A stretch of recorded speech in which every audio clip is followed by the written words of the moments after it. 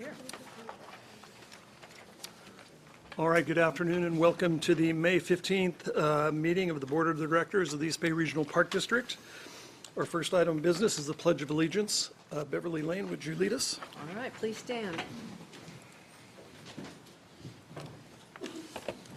I pledge allegiance to the flag of the United States of America and to the republic for which it stands, one nation, under God, indivisible, with liberty and justice for all.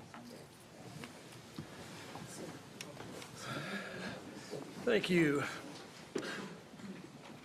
I'll accept a motion to accept the agenda, and I hope we all noted that we are hoping to move to postpone item B, section 2 of the acquisition, stewardship, and developments authorization to analyze the contract at Albany Beach.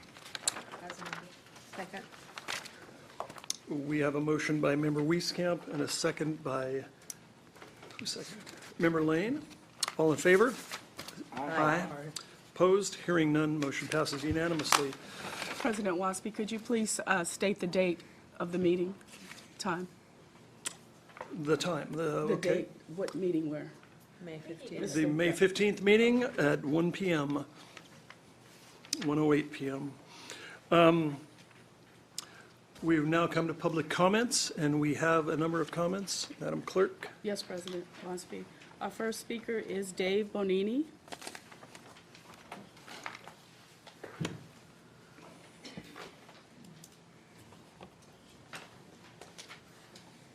I'm doing 3 minutes.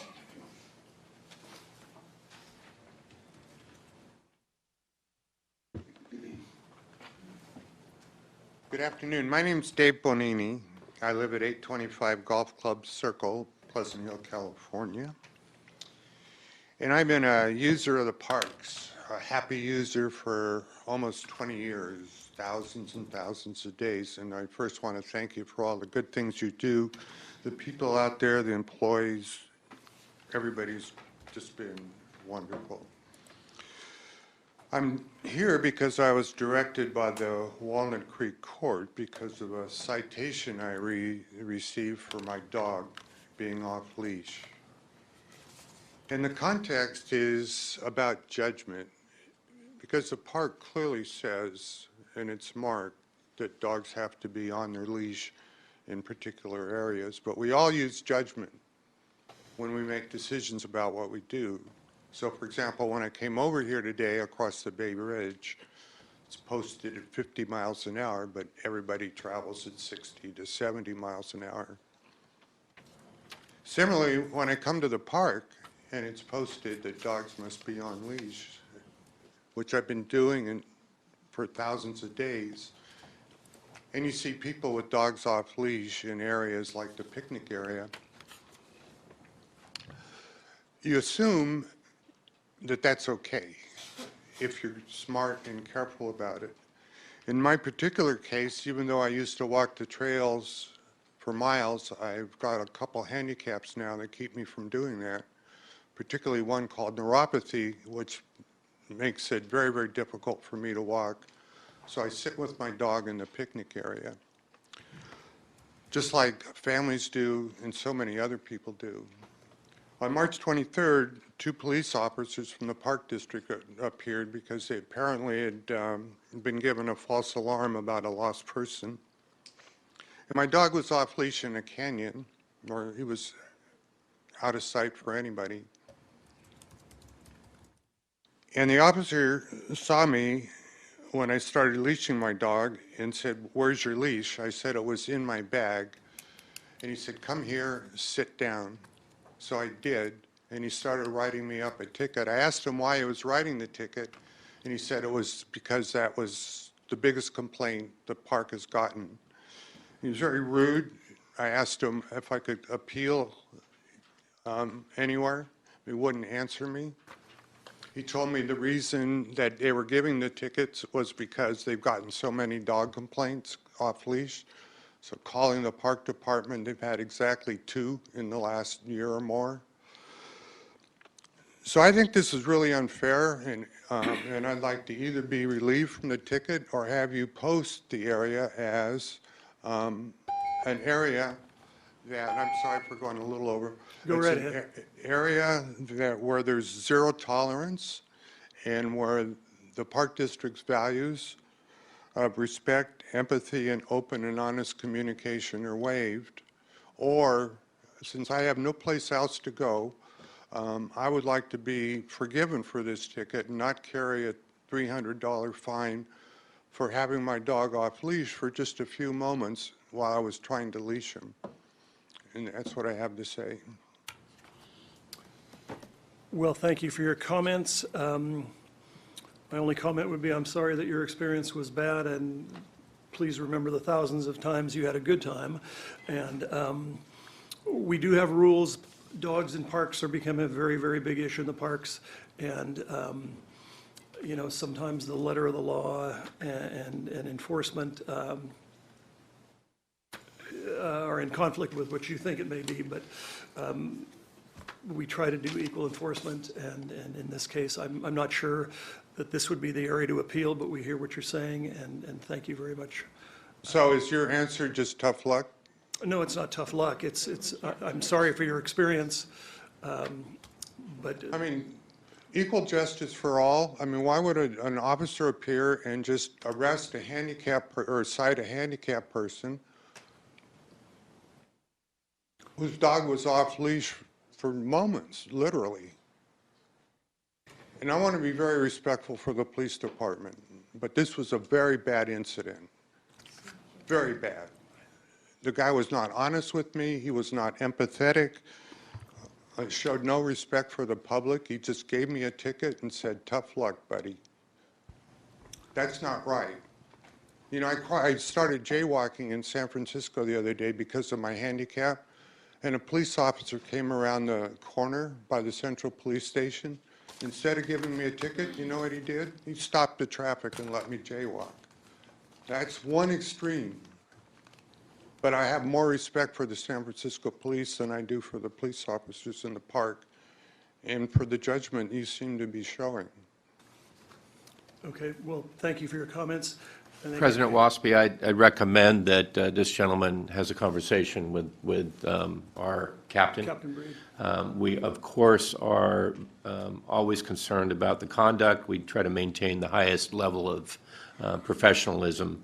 The only other thing I'd say, and I'm sure we'd be happy to talk to you about it, but the only thing I'd say is the district has the most liberal dog policy of any park agency in the Bay Area.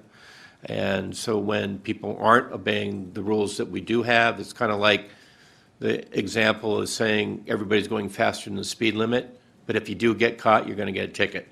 So So that's a zero tolerance policy, isn't it? it That is is not a very liberal policy, sir. I'm not going to debate the issue, but I'll ask you to refer Okay, to it. Thank you for your time. And Thank you for- all the good things you do. Thank you. Our next speaker is Angela Fawcett. Hi, my name's Angela Fawcett, and I reside at 1327 Webster Street in Alameda, across from Crab Cove, which is my backyard. As you know, you're getting ready to do your expansion right now. I was actually an integral part of you getting that. So now I'm here to ask for your help. As you know, you guys did sign a settlement agreement that does not allow you to interfere in the current parcel that is available. But you do have the ability to talk about whether it's consistent with the neighboring area. One of the things was that it can be subdivided as long as it was consistent with the neighboring area. They're putting a 140-bed facility, medical facility, in this location with a drop-in center that will do 200 walk-in appointments a month. That's a lot of people wandering up and down McKay, which is a private avenue, basically it's a private road access. And you do have the ability to comment on whether it's consistent with the neighborhood. And a lot of the other restrictions you could not talk about was whether it's consistent with the private purchaser or if it was a zoning change. But this is a proposed conveyance and a land transfer. It's not direct private or a wholesale purchase, which negates a lot of your settlement agreement. You should be able to speak up. So all I'm asking, I actually have started a committee called the Friends of Crab Cove. We are in the process of doing a ballot initiative to rezone the AP zoning designation to open space. We are going to publish. Today, it'll be in the Alameda Sun. Thursday, and we're going to start our circulation petition to try to rezone that to open space. All I can ask is that you not interfere with what we're doing. I know that the settlement agreement pretty much limits your ability to act or comment at this time. I understand that. It's legal. I was part of the legal process when we went through this the first time, so I understand it. The Alameda Point Collaborative that is taking over the property still has a lot of conditions they have to meet. They have to do an environmental assessment. At this point, they're trying to go around CEQA and NEPA and saying that an environmental study is not needed. As you know, you guys have one utilities on the 7.5 acres. You're going to have to split it. You're going to have to tear out McKay. You're going to have to impact the environment. There's asbestos. There's benzene on the property that you guys have. There's asbestos lead paint on the secondary property. There's going to be a lot of environmental impact, and I just hope that you help us enforce the public comment period of an environmental impact. At this point, he's trying to get around the environmental by saying that there's no significant impact to the community. I don't see that, and I just hope that you guys will step up and when it's needed to help deal with the CEQA stuff. At this point, we are rezoning for the open space, and again, I just hope that you just let us do our thing. That's all I have to say. Thank you very much. Sure. Member Corbett. Thank you very much for coming today and sharing that information. We have been receiving quite a few letters, emails, which I'm collecting so that I have the information to be able to respond. During a public comment period, we do not have the ability to act on something that's not listed on the agenda. So I don't want you to, think my comments are curt. My piece, as I told her, I'm here just to, Yes. it's out there now. Yes. In front of all of you, so I've Yes. spoke my piece. So I just want to let you know, we very much appreciate it, very much aware of what's going on, have talked to several people, and really can't say too much more during this time period. But please know that, we're listening, and I'll Yeah, figure. all I ask is that you pay attention and step in when you need to, because the utility splitting and the environmental components are going to significantly impact. If we can get an open space, the project can't move forward with the current zoning, with the zoning we go to. And thank you very much Okay. for your advocacy, and I'm sure we'll be talking. I'm sure, so you have my information, so if you do want to have a sit-down, obviously, anybody, just let me know. Fabulous. Thank you very Thank you. much. And Director Corbett, for the record, the district has not taken any position for or against. We will respond, we can respond, and we will express our concerns about utilities and access and any issue related to managing the park. The only thing we will correct, and we will be writing the city, is that it was not the intention of WW to acquire the improved property. It was to acquire the 3 acres of unimproved property. That's the only thing in the record we want to correct. But we have the right to respond in that settlement. We have a right to respond to potential impacts to the park or park operations, and it is our intent to do that. Thank you. And I would like to actually thank Angela for her great work on getting the property that we've always wanted to get in the park. We could not have done it without her help. I was very happy to step up and help. Thank you. Our next speaker is Eduardo Vargas. Hello, everyone. My name is Eduardo Vargas. I'm also a resident at Crab Cove. I'm a personal trainer, and I'm a dog owner, so I use the park every single day. When I was looking at the vision of the East Bay Parks, it says the East Bay Park Regional, I don't have my glasses, so I'm sorry. The East Bay Regional Park District preserves a rich heritage of natural and cultural resources and provides open space, parks, trails, safe and helpful recreation and environmental education for everyone. And that's exactly what we want in that building. As we bought it, I'm getting more information about Measure WW, which basically talks about open space in that area. I understand that this particular building that the Alameda Point Collaborative wants to turn into basically a homeless shelter and homeless clinic is not in the right area. There are schools right across the street from that. There are children that use the park on a daily basis. There are tons of activities. It's just not the right area. I hear from Mr. Doyle that you as an entity cannot make a comment and can go after that particular property. But Doug Briggs from the Alameda Public Collaborative already put it out there for the community that you made a statement saying that you have no interest whatsoever in that property. And that hurts us. So I understand where you're at. I understand if you cannot make any comments right now or go after that particular property. But please think of us, think of the park, think of your vision, and help us by not opposing us. That's all I have to say. Thank you. Thank you very much. Next speaker is Lisa Morse. Sorry if I mispronounced your last name. It's okay. Okay. It's all right. Thank you. Good afternoon, East Bay EBRP Board. I'm a longtime Alameda resident, fourth generation. Having a huge family and growing up poor on the island meant we had to go to housewives and had to wear my brother's hand-me-downs. So going on vacation on anything that would cost the family money, that we would use for housing and food was a big no-no growing up. So Crab Cove was the place for our family to swim, to fish, set up slip and slides, inflatable swimming pools, and just have a fun day free without costing the family any money. Now, I've worked on the other side in 2014 with Angela. I worked with the city. With campaign and so forth, and also worked directly, indirectly with the feds. 2005 till 2018, making sure, waiting for the second parcel, and so it completes this 10-year. We have been waiting. My people have been waiting for 10 years to get this parcel. And again, I'm here to uphold the will of the voters. I worked on this. We zoned it open space. 4 years later, we're doing this again. I can't believe this. It was recorded as one parcel. I spent 3 hours in the cave at the assessor's office with the legal description. We are here again 2018 doing the same thing as 2014. The last portion of the parcel is now available. We voted for one parcel in 2008 as recorded by the county assessor, and not 2 parcels. That was recorded by the county assessor on 11/16/15. Of course, it wasn't split, having the legal descriptions for rollovers until May of 2016. Thank you for sponsoring Measure WW. We live in Crab Cove. I support everything there from marine life, and I save all the ducks from getting run over. Because I love nature. But we do ask, to think about the environmental impact.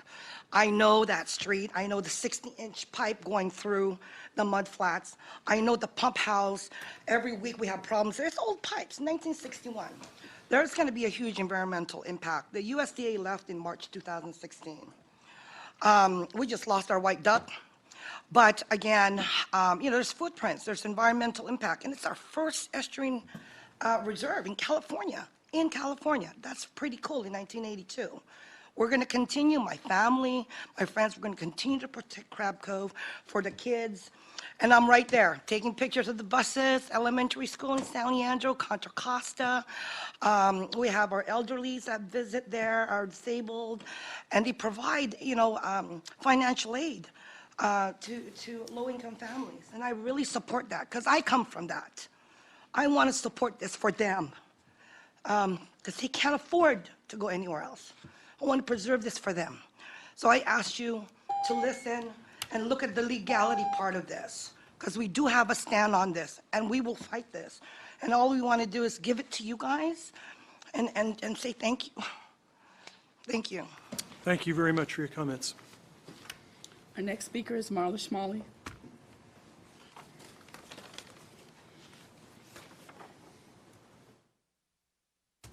Hi. The first thing I want to point out and ask be corrected is when I went to look at the recording from the May 1st meeting, it said comments disabled from this tract. And further, when I looked at the tract, I saw that comments by someone who came to thank you for the Martinez Equestrian Center were there, but my comments were not there. And so I think it's really important, if this is going to be a transparent process, and if the public is going to be able to make input to the conversation, that they not be deleted from the audio record. The second thing I'll say while I'm here is there is a comment that came up shortly after a letter that I wrote to the board, which was the public makes allegations without evidence, something like that. It's been made before. I've heard other people who really care about the parks say they won't come here because when they come to speak to you, anything they say just gets immediately negated. They're in essence called liars or ignorant or something, and they're people who actually put a lot of interest into trees and pesticides. They probably know more than I, certainly more than I do, probably more than you do, just because they have such a focus on it. But that kind of comment was made after my last letter. I'd like to say I think it's really an inappropriate put down to what I said. If someone has a difference, thinks I have said something that does not have evidence, then please point out what it is. Because I read broadly, I read from you, I read from other people. We're all trying to understand the situation and look at all the different evidence. A lot of what I say is from the direct eye evidence that I spend a lot of time in the parks and I see things that concern me, and I see that as my role. If I see things when I'm out, to come and speak them if they seem important. So please, the public record, and don't put down people who come to try to be part of the conversation, because a lot of them just give up. Thank you. Thank you, and my only comment would be, as you know, this is a new process that we're doing. 2 weeks ago was the first time we recorded our meetings. I know I'm feeling a little awkward, and I know there are some glitches that are occurring. I assure you that there's no censoring or deleting of anything purposely. Just watch, we'll get better. We'll learn the technology and we'll get better at it. And if anyone's criticizing your work, that's not what we're here for. And we're trying to be as transparent as possible, as evidenced by us working through these recording of meetings. Yet with due respect, what the comment said was, comments have been disabled from this track. So it didn't say anything like we didn't pick up stuff or we weren't able to record it or anything like that. It said comments have been disabled from this track. That sounds like some kind of computer speech to me. Just follow us, we'll get better. Okay. We have no desire to delete anything. Member Corbett, do you have a comment? Mr. Chair, also, since this is public comments, I know we can't take any action on the item, but I would appreciate having a report back at our next meeting, exactly what is happening with recordings, because this is the first I hear of it. So if we can please have a full report back at our next meeting, if there's any, glitches or issues or problems, I think that we should all become aware of that and find out how we make sure it doesn't happen again. Thank you.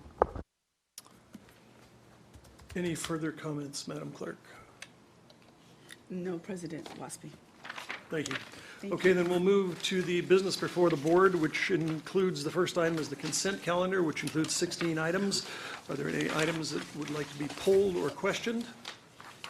Yes, President Waspy, we have comment and/or question from Director Lane on item D. On item E, Director Rosario. Item G, Director Rosario. And that's all that I have on the consent calendar. Okay, and if you'll also include item H. Item H, okay. Go ahead, Dave. I just want to say, Yolanda, Member Rosario? those questions for E and G, G were answered. answered, okay. Thank you. Okay, with that, we'll move to item D. Member Lane? Yes, this had to do with our Gateway Regional Shoreline, and I had some questions about the exact map and asked that we have a small presentation on this. Good afternoon. Jim O'Connor, Assistant General Manager of Operations. Just before I begin, while I'm up here talking, I just want you to understand there's a small army of staff from the Park District involved in the getting Gateway Park up and running, including from all the divisions in the district. So I'm up here representing a small group of people here, and we've got people here who can answer some questions that I may not be able to answer. But I have a very short presentation, and I'll just move into it. This diagram here is, I believe, from the EIR, the Environmental Impact Report that was recently published for the future Gateway Park. Just to give you an orientation, I'll look at this slide in the front here. Here is our bridge yard building that was recently completed. We're working on the RFP to get a concessionaire. We are currently working with Caltrans on the development of this parking lot here, and this is all diagrammatic. This is not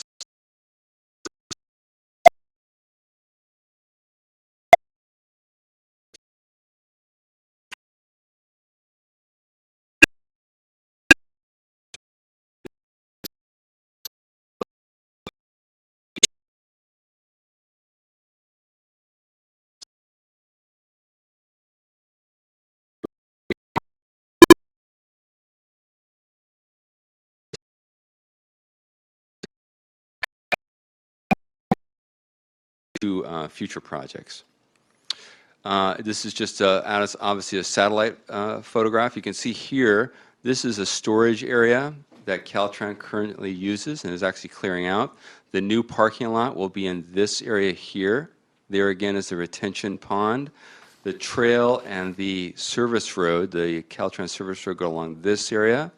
This is what we affectionately at the staff call the Superman item here. We'll show you a little diagram of that. It's where the trail, the Zuckerman Trail, the bike trail, and the maintenance road join for a minute. I have some pictures of that. And then down here is the future pier area. Just a rough. Now, I'm just going to give you an orientation to the funding we're requesting is right now we are working, like I said, on two projects, the parking lot, which I have a diagram of, and the pier. The challenge here is, from a park perspective, regional park perspective, we need to make sure that this interim park, which is going to exist for many years until the full park build-out, is functional. So that is the challenge. The funding that we're asking for you to appropriate today is to do several elements. One, as I'll just point here, is we're working with Caltrans to include a restroom that's near the pier. The parking area, the future parking area is going to be here. It's nearly a half a mile from this parking lot along the trail to the pier. There was no restroom that was included in their design because of their budget limitations. So we're working to fund a restroom, a vault restroom in this location near the pier. We're also in this parking lot, although they are going to include hopefully the infrastructure, there is no restroom included at the parking lot, and this will function as the trailhead parking lot for the Bay Bridge Trail going across, and they were not going to include a restroom in there due to budget limitations, so part of this funding will be for this restroom at this location also. In addition, as you might have heard through various committee presentations, the bridge yard building, we need to do some future tenant improvements to that building. BATA has, although we're working on an agreement with them, have indicated that they'd be interested in funding future improvements, tenant improvements to this building. What we want to do with the funding we're requesting today is to start the design process for these tenant improvements, including enhanced restroom storage and also a kitchen that'll serve the concession and the events that occur in this location. So those three elements right now are what we're planning to use the funding for, but we also need to consider all of the connectivity between these three park elements so that we have a functional interim park which will last for many years. So that's what we're working on from a staff perspective. This is and of course, again, this is in flux right now. We're still in the design process. This is the Caltrans drawing. Now, this is the bridge yard building, just as an orientation. This is the storage area. All of this area is the storage area, and the retention pond is just to the west here. Right now, with the funding that they have available, the parking lot mostly will only be this portion with the entryway that crosses over the outfall pipe. It'd be essentially a bridge crossing here over to Burma Road, the new Burma Road. Then there'll be a connection, a roadway that connects from this new trailhead parking lot through this open area, which is all asphalt, into our parking area at the bridge yard building. They want us to cease using the current entrance, which is to the east of Bridgeyard, once they complete their development further east. So this will be the access into the Bridgeyard. So that's a quick orientation to the parking lot. And remember, this will serve as the parking lot, essentially the trailhead parking lot for the Bay Bridge or the Zuckerman Trail going across the Bay Bridge. Director Lane, you were asking about connectivity. We don't, right now, the Zuckerman Trail will serve as that connectivity between the Bridgeyard building, the parking lot, and the future pier. This is just a drawing really quickly down towards the pier itself. This is that Superman complex where the Bay Trail crosses, parallels the maintenance road here. This is the maintenance road in light gray, the Caltrans maintenance road. There'll be a trail that comes from this connection point here in blue, has a crosswalk across the maintenance road, which goes out to the treatment facility that's here in light orange. And then this trail will go, and this is actually the ramp up to the future observation pier. So that's what this is. And we'll have a restroom somewhere in this location that'll serve that pier, visitors to the pier. And this is just a view from that, what we call the Superman. You can see that kind of octagon on the ground here. This is the Bay Bridge Trail existing. This is existing today. They've got a portable restroom here. This is the Caltrans maintenance road. And I'm going to show you, here is actually the base of the old bridge. This is one of the piers that's on the ground. I've got a next picture here. Now you're going forward. This is where the trail will cross at that crosswalk I showed you, and the trail will continue on, and there's where the pier will begin, right there. Oops, I want to look further. And this is just another closer view. So that's where the pier will come. There'll be a dirt and asphalt or concrete ramp down to this location. The trail will be going through here.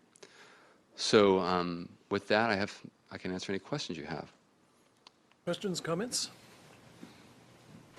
Okay, this is very helpful Member to me, Lane. and I know design takes a while and costs some, but I appreciate your efforts to set this up so it works as an interim park, because we are a ways from having the final park, aren't we? Yes, we are. Thank you. We're still wrangling with Caltrans and BATA on these various designs to make sure it's a functional park in the long run.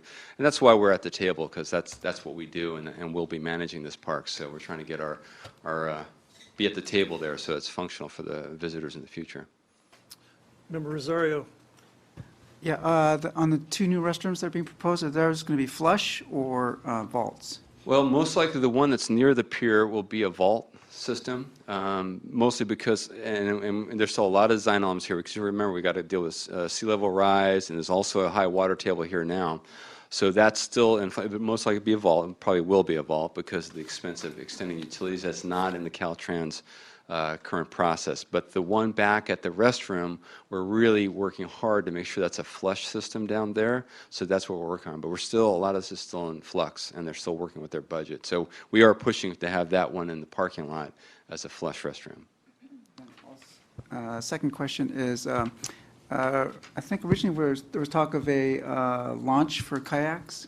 Is that still in the plans? That's not part of the current pier design process. Okay. Most likely that'll be as it was in the original design back in the cove in this area here, but of course we're dealing with some hazardous cleanup issues here, but that was the original plan, was in this area of the, well, there's the original design here, and there is the area right there. President Waspy, just a recognition for the records from the general manager that the, if you go back to the aerial, Jim, most of that, if you see the road going through the Brown area, most of that's the Army property, and we still have not received that from the Army. So what we're talking about is the sliver to the north. I guess that would be, yes, that would be north to west. That is Caltrans owned. So when we get the Army property, we can then program the planning for that piece. So we're kind of in limbo. The other thing is the kayak launch, speaking directly to Director Rosario's question, we're not sure the ultimate requirements on the cleanup restrictions. There may be restrictions, but we have looked at the design in other areas of where we do want to accommodate kayaks, but we're not sure how to solve that yet. One design was to put it out by the pier, and that had issues of safety out there because it was more exposed. So we certainly want that. It's certainly been one of the programmatic issues for the park, but we're not far enough along with the cleanup and restrictions that we have, or we will inherit, to be able to give a decisive answer to that today. Just a comment, the Gateway building, the Bridge Yard is an $8 million investment by BATA. No dollars from the district has gone into that to date at all. That's why we're very pleased that BATA is going to consider doing additional tenant improvements.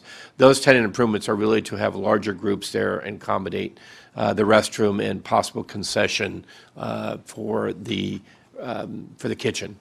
Staff will manage this property. Staff will, our interpretive programs will be done by the district, but we in the building itself, we want to be able to have a kitchen that if somebody's renting it, they can have a concessionaire to bring in the food.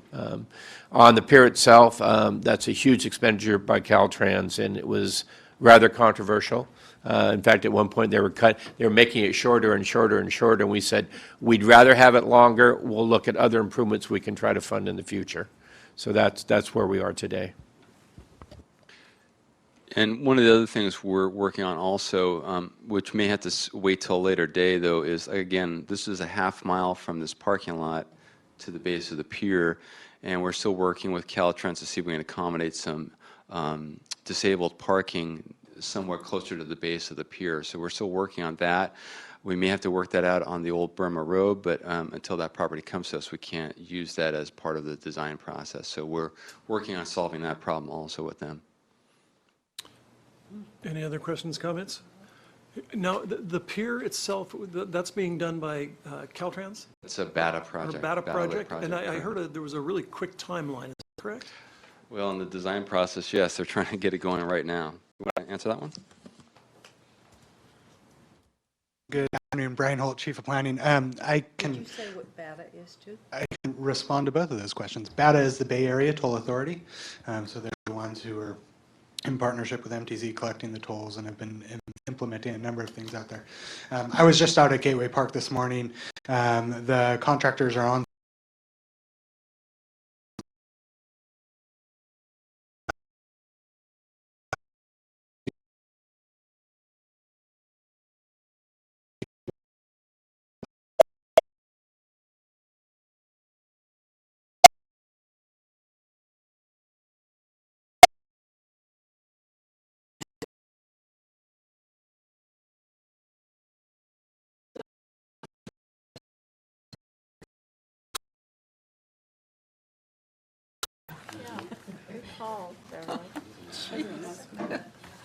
Thank you. President wants to speak. All right. President wants to speak. Yes, President ma'am. wants to speak. Can I just make a brief announcement? If anyone has any public speaking cards, to please give them to Sharon Clay. Thank you. All right, and I had asked to pull item H, and I just wanted to make a comment. I want to thank the finance staff and the finance committee for being so creative in these enhancements. Anything that can enhance the deferred compensation plan and better retirement for employees, I really appreciate that. I think this adding a Roth 457 and a Roth IRA is just another great thing that we can do for our employees without a great amount of cost, but it's just the idea of being creative enough to think about it, and I thank the staff and the finance committee for thinking of that. So if there are no further discussions, I'll accept a motion to accept the consent calendar. So moved. I have a motion by Member Corbett. I have a second by Member Dotson. All in favor signify by saying aye. Aye. Opposed? Hearing none, the consent calendar passes unanimously. Pencil keeps breaking. Was it? Was that it? Our next item is a public hearing involving the resolution of the Board of Directors of the East Bay Regional Park District declaring the acquisition of certain real property rights necessary for constructing an extension of the San Francisco Bay Trail at Point San Pablo Peninsula and authorizing the acquisition thereof, and the transfer and appropriation of funds thereof to the San Francisco Bay Trail. Mr. Reeves? Good afternoon, President Waspy, members of the board. Mike Reeves, Acting Chief of Land Acquisition. And just to complete the recitation of the action today, this action, consideration of adopting a resolution of need and necessities for particularly a portion of Contra Costa County Assessor's Parcel Number 561-400-004.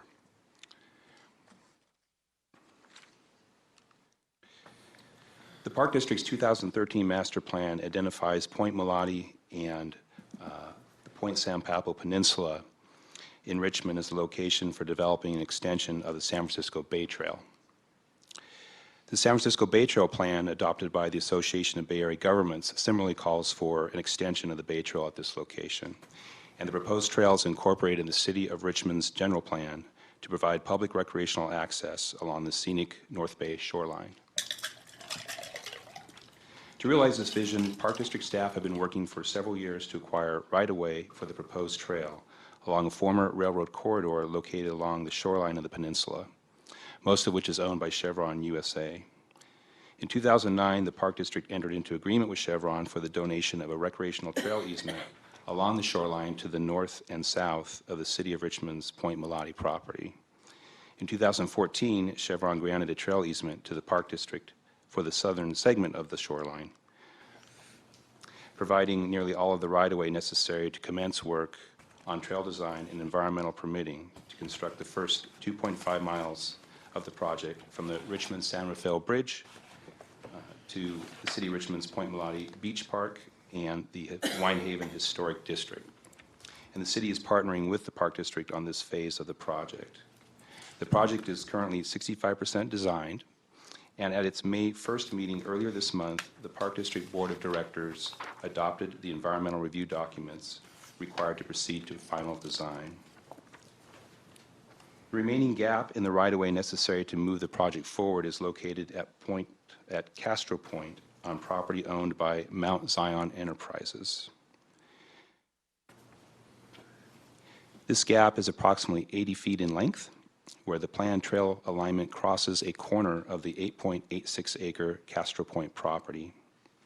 Staff is proposing to acquire a 1,567 square foot easement at this property corner to provide public recreational trail access as well as emergency vehicle and maintenance access. And this is the outline of the Castro Point property in orange. The green is the existing trail easement from Chevron, and the triangle there you see is the proposed area to be affected by the trail easement. Two trail alignment alternatives at this location were evaluated during the project design process, including a hillside crossing that would avoid the Castro Point property and a more direct alignment that follows the route of the former railroad corridor and the Park District's trail easement from Chevron. And just kind of a lay of the land from two-dimensional, the hillside is here. The old railroad corridor, as you can imagine, followed the base of the hillside around the shoreline there. Because of the environmental impact and significantly increased project costs associated with the hillside crossing alignment, staff is recommending the railroad corridor alignment. And this photo shows the area where the trail would be constructed along the base of the adjacent hillside. So right there along the base. And within that area is the Castro Point property kind of cuts into the hillside, and that's where the triangle is formed. So again, we're talking about approximately 80 feet distance to cover from Chevron's property to, again, to Chevron's property from the south side to the north side of the Castro Point property. The hillside crossing alternative that would avoid this alignment would have to run along the top here. It looks like beach, though. So the Park District staff has had discussions with prior owners of the Castro Point property as early as 2008 regarding the district's interest in acquiring the right-of-way necessary to close this gap. Those discussions did not progress, and in early 2016, the prior owners sold the property to the current owners, Mount Zion Enterprises. Soon after the property sold, staff approached the new owners to express the Park District's interest in purchasing either a corner of the property outright or an easement across the corner. A March 2016 initial offer based on a per square foot value paid by the new owners was rejected. The 5,677 square foot parcel that was the proposed for purchase would have included the alignment of the former rail line. Again, that offer was rejected. The owners were also unwilling to sell that large of a portion of their property. Negotiations continued, with the owners expressing a willingness to consider selling a trail easement instead of a portion of the property. The Park District commissioned an appraisal to determine the fair market value of the trail easement. In addition, the trail design was modified to move the trail off of the former rail line alignment and closer to the base of the adjacent cliffs to reduce the portion of the property that would be subject to the trail easement. The Park District's new offer in February of 2017 to purchase a 1,567 square foot trail easement received no response from the owners despite staff's repeated attempts to continue to engage in negotiations. Then finally, in August of last year, staff instructed outside legal counsel to send a written offer of just compensation for the desired trail easement to the property owners, as required under California statutes. That written offer also received no response. Staff has made considerable effort to reach an agreement with the property owners. However, none of the Park District's purchase offers have been accepted. Therefore, the parties have reached an impasse. So that the property rights can be secured at the earliest opportunity to allow the Park District to proceed with the first phase of the Bay Trail project at Point Mulati, staff recommends that the Board of Directors adopt a resolution of need and necessity to acquire the trail easement by eminent domain. In order to initiate an action in eminent domain, the Board of Directors must, at this public hearing, establish the following. Firstly, that the public interest and necessity require the project. Extending the San Francisco Bay Trail along the Point San Pablo Peninsula shoreline has been a long-standing goal of the Park District, the City of Richmond, and the Association of Bay Area Governments Bay Trail Program. The Park District has invested considerable resources, including nearly $1 million in public bond funds on trail design and environmental review to bring the first phase of the project closer to construction. The district is currently pursuing several matching grant opportunities which require that the district demonstrates that all of the right-of-way necessary to complete the project has been secured. California Public Resources Code allows the Park District to exercise the power of eminent domain to acquire property for public parks and public trails. The proposed acquisition is consistent with that authority. Acquisition of the trail easement will close the one remaining gap in the right-of-way necessary to construct a 2.5-mile addition to the Bay Trail. The second finding the board must make is that the project is planned and located in the manner that will be the most compatible with the greatest public good and the least private injury. The planned route of the proposed trail follows the alignment of a former railroad line along the edge of the Point San Pablo Peninsula shoreline, in keeping with the overarching goal of the Bay Trail program to provide a continuous connection to the waterfront wherever possible. The Castro Point segment of the proposed trail alignment has been routed away from the shoreline to cause the least impact to the Castro Point property. The trail will require an easement affecting a 1,567 square foot area at the corner of the property that is primarily steeply sloping hillside. The trail will be constructed along the toe of this hillside, requiring the minimum area of the property necessary for the trail project to move forward. The area required by the Bay Trail project represents less than 0.5% of the total area of the 8.44 acre property. The third finding the board must make is that the property sought to be acquired is necessary for the project. The first phase of the Point Mulati Bay Trail project is 2.5 miles in length. The Park District has obtained the necessary right-of-way along this alignment for all but approximately 80 linear feet crossing the Castro Point property. Rerouting the alignment to avoid the Castro Point property would require significant excavation of the adjacent cliff face and the installation of erosion control, slope stabilization, and drainage features that would impact the habitat values of the adjacent hillside and greatly increase project cost. And the fourth and final finding that the board must make is that the offer required by section 7267.2 of the Government Code has been made to the owner or owners of record. The Park District made a formal written offer of just compensation to the Castro Point property owners on August 11, 2017. The $25,000 purchase offer was based on the appraised fair market value of the property rights. To date, the property owners have not accepted the Park District's offer. Staff's recommendation to the board to adopt the resolution of need and necessity includes a request to appropriate $124,000 in Measure AA and WW funds to cover the appraised purchase price for the trail easement, as well as related acquisition costs, including anticipated legal expenses. At this time, I'd be happy to answer any questions before the board president opens the public hearing. Any questions, comments? Member Lane?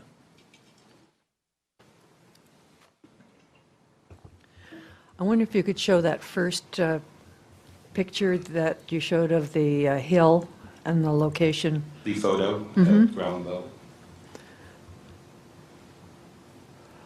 So when the train track, the location for the train track is where in this picture? Up on the top, or? It's not hard up against the hillside, but further into the flat area. Okay. So further in the direction of the photographer for this image. Okay. And so the original offer to purchase a corner of the property went out to the former alignment. And the revised purchase offer to acquire just a trail easement is for a diminished corner of the property by moving that trail alignment further in towards the hillside. So I have a question about, well, the way this looks to me, this is a beach. Is this as low and close to the bay as it looks in this picture, or I'm going to go back not? two slides, and maybe I could ask our Trails Programs Manager to clarify. Thanks, Sean.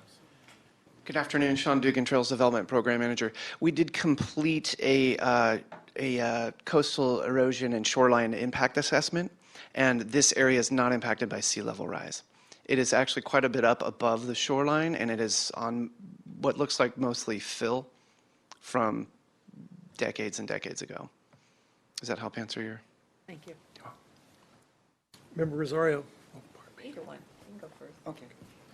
Yeah, my question was, if you go back to the picture of the cliff, if we move that trail closer to the toe of the hill, you can see there's like at least two big slides there.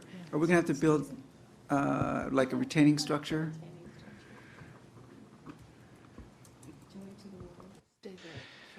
It's, again, Sean Dugan, Director Rosario, the trail will be far enough away from the hillside to avoid, to not be impacted by smaller slides. However, both the reason why we don't want to build the trail on that slope and too close to that slope are because it is what it is there. You see that it's quite steep. So there's no guarantee that a slide won't eventually do something to our facility, but we are trying to both take as little space from the private property owner as we can to build a trail through there, but have enough space away from the hillside so that we don't need large retaining structures. Member Wieskamp? Tell me, the Castro Point property, how is it zoned? Is it in the city of Richmond? I'd like to know whether we're devaluing the property. It doesn't seem like we are. Director Wieskamp, it is located within the city of Richmond. It is, I'm not recalling the zoning. However, again, it was appraised, and comparable sales for that zoning were used to determine the value of the entire property, and then as a subset of that, the value for the Well, I desired assume that easement. took into consideration however it's zoned. Correct. Yeah, okay. It just seems to me that we're trying to do it the least damage possible to the property owner, and so that's good. Thanks. And Director Wieskamp, also that this is the old ferry terminal for the Richmond San Rafael ferry terminal, most of which the pier has fallen into the bay and actually poses a a problem from navigation. This, part of the reason why that slope is so steep is because they cut it to fill in the area for the railroad in that property many years ago. But it was approved by BCDC many, many years ago for a marina. It's not feasible because of the dredging depth and things, but it still stands as a potential marina site. It's in Richmond. Any other questions, comments from the board? Hearing none, I will now open up the public hearing to discuss this. Are there any members of the public which would like to discuss this? Have we heard from the owner? Director Wieskamp is required under California statutes for initiating an action of this nature. The owners were notified by certified mail and have chosen, did not respond to the invitation to come before the board today to speak. Great. Hearing no comments, I will entertain a motion for this resolution. Oh, pardon me, I'll close the public hearing. I apologize. Now, I will accept a resolution. Member Dotson in Senior Ward. Would you care to resolve? Moved by Member Dotson. Do I have a second? I'll second. Would we like that on, to do it again with the recording? It's on. Was it on? Okay. Okay, we have a motion by Member Dotson, a second by Member Wieskamp. Any further discussion? Hearing none, I'll note that this vote needs a 2/3 majority of this entire board, which is 6 votes. All in favor signify by saying aye. Aye. Opposed? Hearing none, the motion passes unanimously. Thank you very much. Thank you. Complicated process. Our next item is with the Finance Committee. The first item is the adoption of a resolution of intention to order improvements, grant preliminary approval to the draft engineer's report, establish date of public hearing, and instruct the clerk of the board to provide appropriate public notice of hearing for the Alameda County, Contra Costa County Regional Trails Landscaping and Lighting Assessment District Number 1, which includes zones of benefit ZB1, 5 Canyons, ZB2, Dublin Hills, ZB3, Walpert Ridge, ZB4, San Ramon Hills, ZB5, Stone Valley, and ZB6, Gateway Valley and Sibley Volcanic Reserve.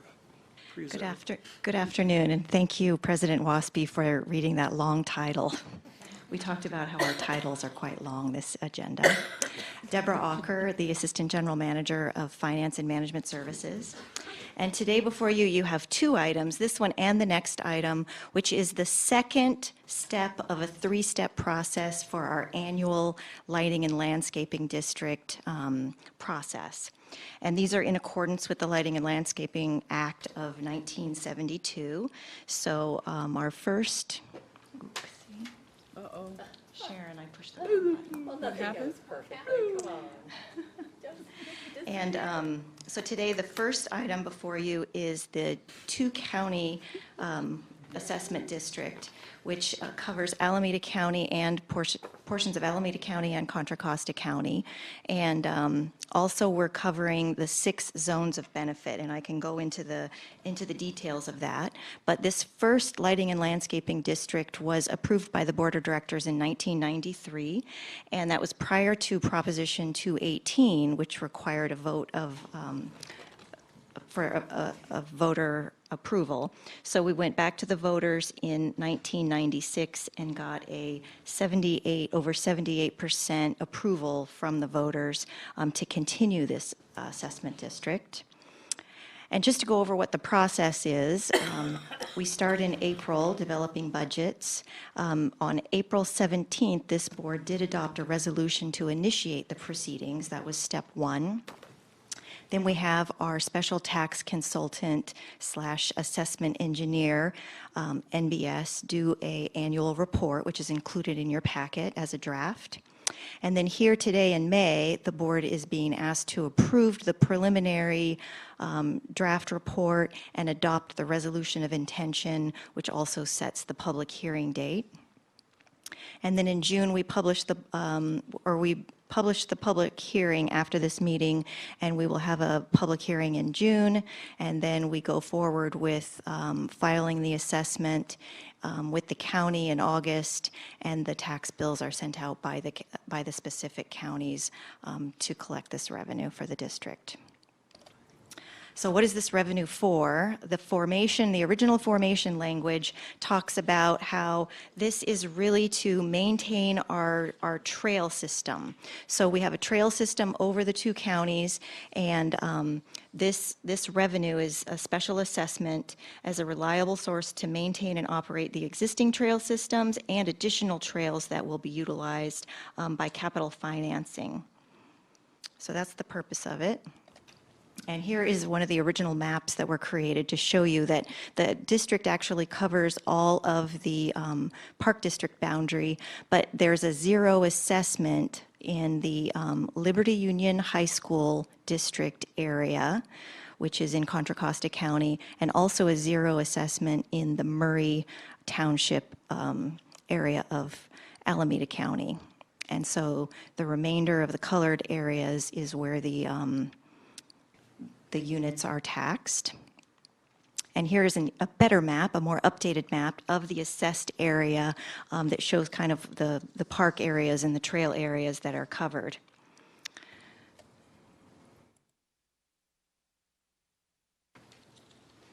So as I mentioned, the boundary covers the whole district, but a couple of areas are excluded for taxing purposes. And the amount of tax that's levied is for the lighting and landscaping district, it is $5.44 per dwelling unit. And for multifamily units, it is $2.72 per year that is assessed. So it's not a great deal of funding for this area. And some of the areas that were included in the original formation document for the trails that are covered include all of these on the list before you. Any trails within the boundary are eligible for use of funding in these areas. And the majority of the funding that we're using is for staffing, for maintaining these trail areas. So that kind of covers the assessment district area. Then we have the zones of benefit, which are a little bit different because those are done by property owner votes, and they were in specific areas where mostly properties were donated to the district. And this was a funding mechanism that was utilized, back even before Proposition 218. So a couple of them were formed then. And now, currently, we've decided to go forward and use community facilities districts for future situations like this. But we have 3 in Alameda County and 3 in Contra Costa County that have previously been established. And so they're on the map here before you in different areas where property has been donated to the district. And those amounts range, depending on which zone of benefit was approved, from $34.09 in the Dublin Hills area to $177.30 in the Stone Valley area. So they're really different and unique depending on the needs of that area and of that donated property. And those were put into place by the property owners at the time. And so this special assessment revenue will collect over $4 million for the 2-county LLD and over $200,000 for the zones of benefit. Our job is to utilize these funds, and so with the plan that's in the draft report, we would bring those fund balances down to areas that are within the statute of $1.8 million in the 2-county assessment district and $200,000 in the zones of some of all the zones of benefit. And as I mentioned, these funds are used for staffing, so there's about 34 full-time equivalent staff in the 2-county landscape and lighting district, and just over half of an FTE over all 6 zones of benefit. And so that. Deborah, if I may, just a little bit more background. This is General Manager. The dedication of property through a subdivision allows us to have one vote, which is the property owner, which is the developer. And if somebody donated property as a donation, they would not be able to do that because they have nobody to be able to exact that fee on. So the developer owns maybe 100 lots, 50 lots. He's voting for all 50 of those lots. So that's why we can do this. So it's a very special ability for the district under the umbrella of the two-county landscaping lighting district to be able to establish a specific, almost a spot zone of benefit. We're now using the CFDs, which is a much better mechanism to use, more flexible, more stable from the standpoint of the legal side. But it really requires a cooperative developer or a city who says, we want the park district to take this, Mr. Developer, and we want you to pay for the management of that.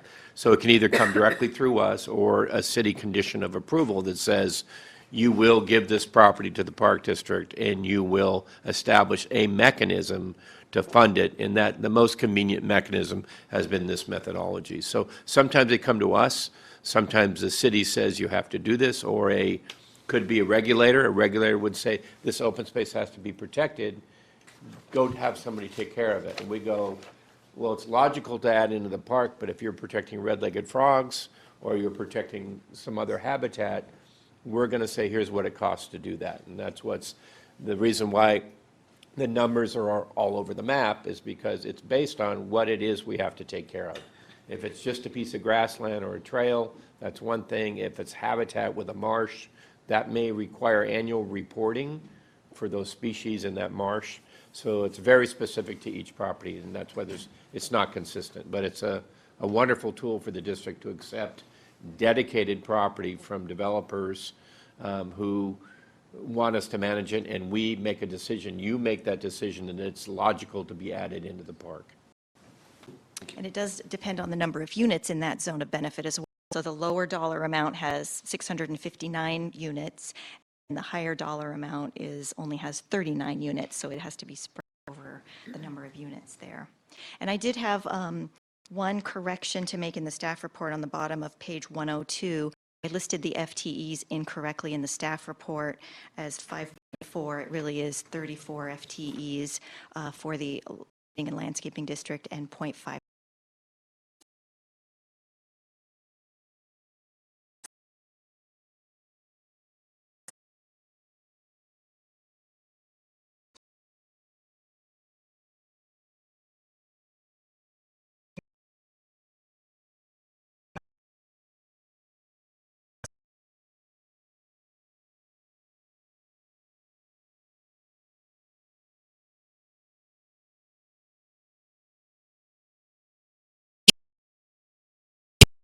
You know, I thought it clarified the language, and I'd like to suggest that either in the final approval or in next year's report, you include those maps. Very helpful. Great idea, Director Lane, thank you.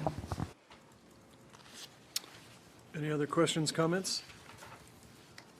I will entertain a motion if anybody's interested. I'll move. Second. We have a motion by Member Lane and a second by Member Rosario. Any further discussion? Yes, I have one other thing. Oh, Member Lane. When you did the list of trails, I don't believe you included the Las Trompas to Mount Diablo Regional Trail. We can add that. Please. All right. If there's no further discussion and seeing no discussion from members of the public, all in favor, please signify by saying aye. Aye. Opposed? Hearing none, motion passes unanimously. Thank you very much. And our next item is the adoption of a resolution of intention to order improvements, grant preliminary approval to the draft engineer's report, establish date of public hearing, and instruct the clerk of the board to provide appropriate public notice of hearing for the East Contra Costa County Landscaping and Lighting District, Assessment District. Pardon. Thank you. Deborah Ocker, Assistant General Manager of Finance and Management Services. So this is the second part of adopting the step 2 of the lighting and landscaping districts. This one is for the East Contra Costa County Lighting and Landscaping District. And this is a little bit different because this is bringing into consideration that the Park District did not encompass this area within our boundaries until we annexed it in 1981. And so when we did annex this portion into the district, we did it without any benefit of property tax. Sometimes when you annex, you get a share of the property tax, and we did not do that. There was a task force that was put into place to analyze this annexation, and that was the decision that was made. Then later in 1991, there was a landscape and lighting district formed so that the district would have some type of funding to maintain the operations in this East Contra Costa County area. And the assessment that was approved by the Board of Directors at that time was $19.70 per single-family parcel, and that has stayed the same since then. And there's also a multifamily component to that, which is $9.85 for multifamily units. And again, this was put into place prior to Proposition 218, so then we went back to the voters in 1996, and we got, over 67% of the voters approved keeping this special assessment in place. So as you saw, and I have a map as well, this encompasses the area of the Liberty Union High School District, which was not included in the two-county map. And the different trail systems that were set up when we formed this included the Marsh Creek Trail, Delta De Anza Trail, Big Break Trail, other service yard needs, Vasco Caves, Round Valley, and Delta Access. And I think we've acquired several properties in this territory since then. This is one of the original maps that shows you the boundary of this assessment district in East Contra Costa County. We now have Byron Vernal Pools, of course, the Big Break Visitor Center, portions of Deer Valley, the Nunn property, and Vasco Hills are all included in this area as well. And then just to see the complexity of what we call East County, this is something we came up with a couple of years ago. The orange lines on this map show the boundary of what the assessment district covers. But we also have an HCP territory, an HCP boundary when we are using the term East Contra Costa County, and that's the brown outline on this map on the screen. So that covers a greater area than the assessment district area. And also we were looking at the East Contra Costa Fire Protection District boundary, and that is also a greater area than our assessment district area. So you can see the parks that are within the assessment district area on this map here. And so this assessment will bring in annual revenue of about $761,000, and we're estimating spending that down to $336,000.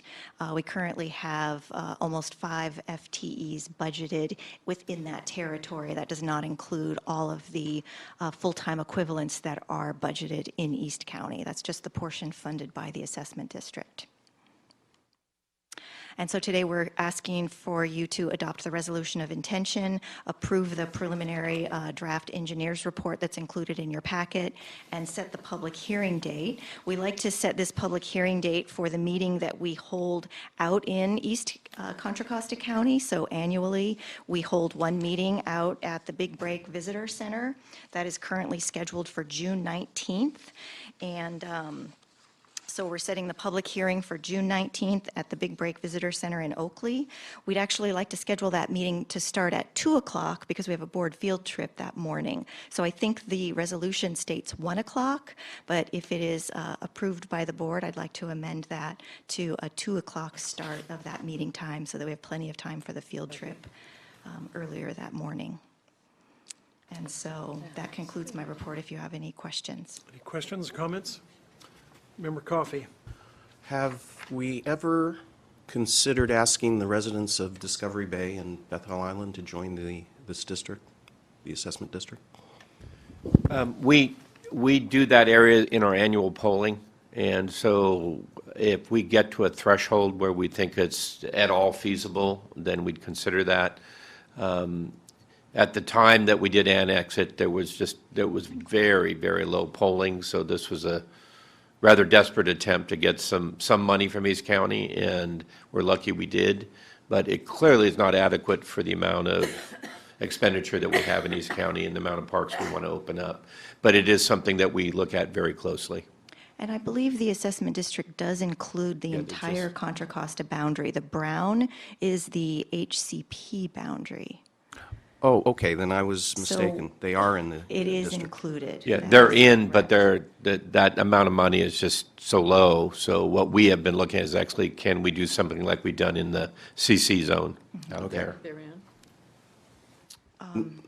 If you go back here, you can see that they are within the original boundary of the district. This second map is a little bit confusing because it has them layered over it. It looked to me as if Discovery Bay and Bethel weren't in it. Why is that shaded differently? Because it's not in the HCP? So that brown line with the brown shading is for the HCP boundary line, and then the orange underneath it, the orange and black line, is the lighting and landscaping district boundary. It's very hard Sorry. to read, but when they bleed into each other, it changes the colors too. But that, all of eastern Contra Costa County's in the I got it. landscaping lane district. I got it. I was mistaken. Yeah, I can see. Any other questions, comments? Member Rosario? Do we know the total number of FTEs that are served in that LLD? At the next meeting, I'll have more details for Okay. you on the budgets and the FTEs. I believe there's between 8 and 10 FTEs in the whole East Contra Costa area. Yeah, I think it I would need to be- get back to you on that. Yeah, I think it would be helpful just to see what they're not paying for. So, thank you. We can bring that back at the public Member hearing. Lane? Thank you. I have a couple of comments. One is, when you talk about the history of this lighting and landscape district, I think it would be helpful for you to indicate that because of that citizen committee that met, they were the ones that recommended the lighting and landscape district. So I think it would be good to make that connection when you talk about it. When we formed the district, it was the recommendation of the task force. Yes, yeah, and that was a really tremendous task force that came out of the area and were facilitated really well and helped support it for many years. So I'd like to give them credit for coming up with this way to get some funding there. And then I just want to point out that while I wasn't here at that initial negotiation, what I understand is that we really worked to get the same portion of property tax for this area as the rest of the citizens of Contra Costa received, but the county was unwilling to make that decision. So it was, I think you'll remember, it was a battle. And, we wanted to do the assessment, and later on, now we have this $19 and something. And then the other thing is that I really do like this map very much, but I think if we could have a map like that without the fire district boundaries, it would make it a little clearer which are the lighting and landscape boundary. We can do that as well, yes. And then that issue of how many staff we have in the East County, that would need to include all the operations staff in the various parks that are here. And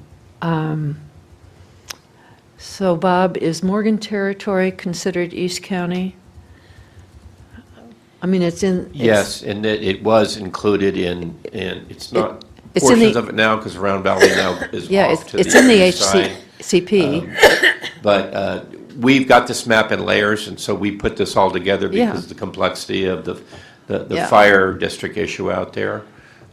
But I don't know that any money is coming, or Well, the I majority. think some into Morgan territory, Yeah, Morgan territory is not included in the lighting and landscaping district. which is the orange line. But the majority of Morgan territory is within the HCP boundary. That's very Yeah. confusing. So Well, there's you know, not only acquisition funding for HCP, but also maintenance funding for HCP properties. Yeah, I'm not really asking about the money. What I think it's important for us to have a good concept about is what actually is viewed as East County. And while Clayton is in the HCP, I don't believe it's really viewed as East County, and Morgan Territory is up in the hills there, and probably, I wouldn't think of it as East County, I'd think of it as Morgan Territory myself. And Director but- Lane, you also get into the larger debate based on drainage. So Yeah. what drains into the delta versus what drains west of Mount Diablo or south of Mount Diablo or north of Mount Diablo. So East County is really the San Joaquin Valley and the delta, because that's where it's all, where that geography is. So the political boundaries based on financing and voting are very different than the physical boundaries. But most people relate to the crest of the hills east as. Yeah, as- it's the as watershed, that. actually, Yeah. yeah. And then the other thing is that at one point, we had talked about putting together, well, I guess we talked with Public Affairs about this, about putting together a booklet that reflected what the Park District offers in East County. And I still think that that's really a good idea. I think years ago you worked on one, Carol, which was just a really nice piece. And since they are a discrete part of the county and they think of themselves in some ways as a larger community, I think it would be helpful to have something like that at some point. And again, from the general manager, the reflection of history is that when we went into East County, we were like BART from the standpoint of the residents out there. They were very vocal about it. We paid for BART, kind of like Livermore. We paid for BART. We never got our trains. So we came out there, and it was like, oh, the Park District from Oakland is coming to tax East County. So the chances of getting both the cities and the county to agree into any tax share was like, we're still mad at BART. And that came up every time. And I do want to reflect that it was the Volunteer Citizens Committee and many of those good friends out there who really worked hard with the cities and kind of the stakeholders in East County to say it's really important to get the district out here and use this as an example of what we will deliver, keeping our promises rather than arguing the BART issue. And it's just now that BART's getting extended with the E-BART towards that area, so it's been that long. If I may, I'd like to address Director Lane, Carol Johnson, Assistant General Manager of Public Affairs. The requested document that you're talking about, the brochure, the updated brochure for East County is in the hopper. It is being worked on as we speak.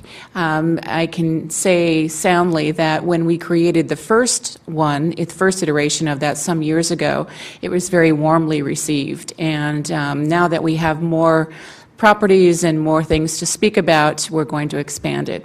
And also, so everybody knows, we have also been distributing the Regional in Nature publication and other publications through all of the news agencies out in East Contra Costa as well. So we've really done, I think, a very good job at trying to incorporate the East Contra Costa County public into the Park District, and we will continue to do that. It's a priority of ours.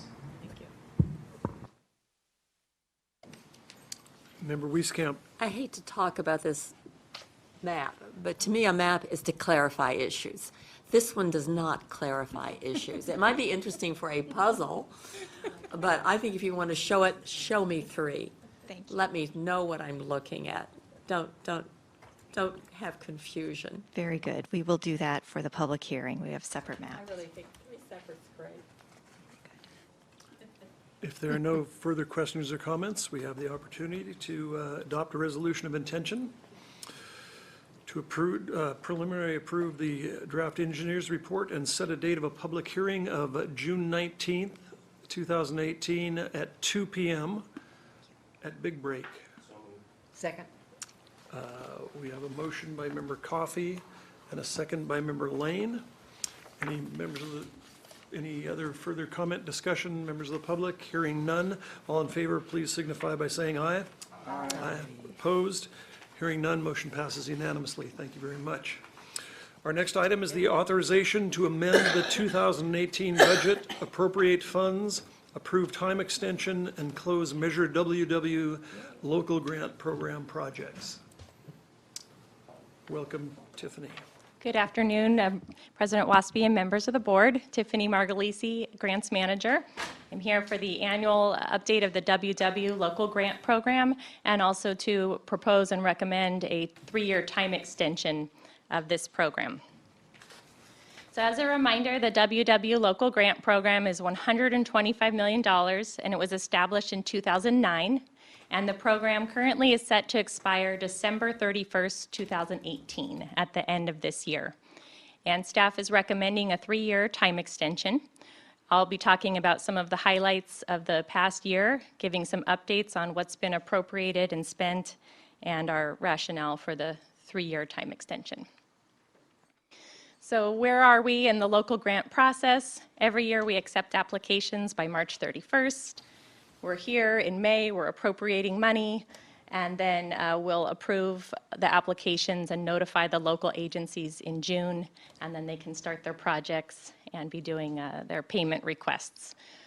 Since I'm mentioning payment requests, I want to thank Jessica Lau, our administrative analyst in the grants department. She does the bulk of the work on administering the local grant program. I invited her, but she said she had too many payment requests to process, so she preferred to keep doing that.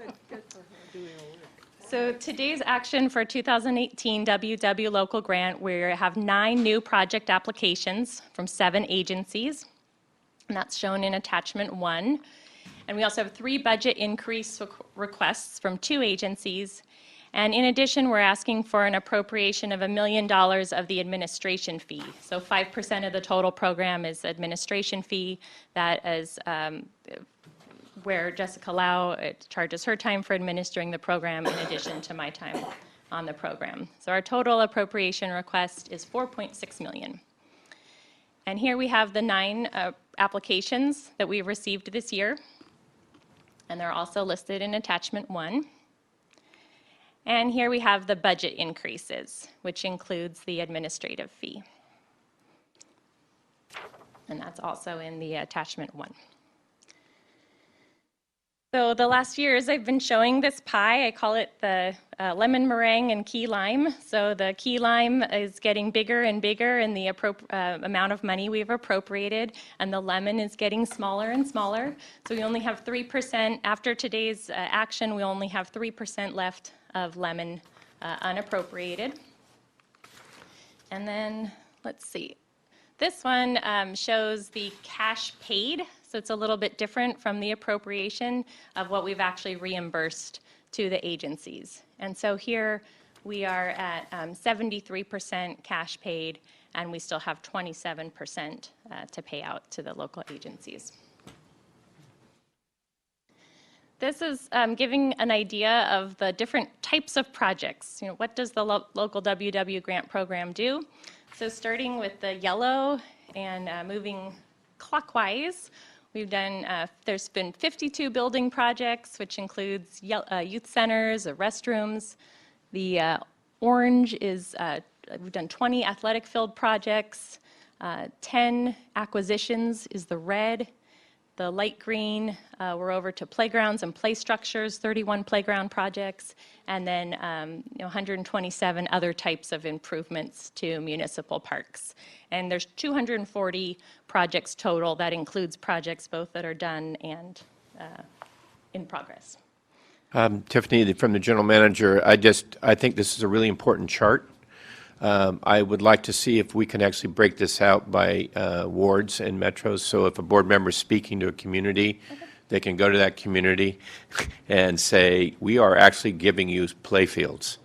One of the questions that comes up, we give the grants out, and they just go out as money, but not what they actually deliver. And I think the grants department has done a great job of showing what's being the type, because in the past, the district just said, it's your money, follow the rules, good night.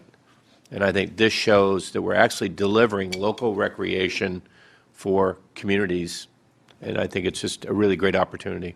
Okay, we will do. So the next few slides here are all the projects in attachment 2. These are the projects that we're recommending to actually close this year. And so this will start with the City of Berkeley. And over here on the right is the Virginia McGee Tot Lot renovation. So this was the ribbon cutting with Director Dodson. And this ribbon cutting was 2 years ago. And I know because up here in the upper slide, the little boy hanging on the slide is my son, and he was in kindergarten. And now he's in 2nd grade. And so when I thought of that, I wanted to use that as the example of why a time extension is important and we're recommending it. It took 2 years from the time the park was open to the public and we had the ribbon cutting for Berkeley to pay their contractor, close out the project, get the reimbursement to us, get paid, go through the audit. All of those different steps that happen behind the scenes do take time. And so we want to give the extra time not only to complete the projects, but to give all the local agencies time to close out and give us their reimbursement. These next, I'll just, well, this is fun. You can, I don't know if Director Dodson got to hold the big scissors or not, but there's some very big scissors there in the bottom. That was fun and very excited kids. So we'll just run through these. These are the projects closed that are going to be closed this year. The City of Brentwood had 3, Hayward Area Recreation and Park District, and I like these restroom pictures. I think it shows the nuts and bolts of what people can use the WW local grant for, and the pool. I think this is like the pool pumping filter system. And then we go from that to some really marquee projects like the Oakland Zoo and their gondola system. So it goes from behind the scenes to more visible. Here's some more City of Pleasanton and San Leandro. Unincorporated Contra Costa County is closing the Pacheco Creekside Trail. City of Walnut Creek. And so in the staff report, we do mention we received 8 letters requesting the extension. However, I did want to clarify that the 3-year extension, we proposed that it should apply to all agencies and all projects.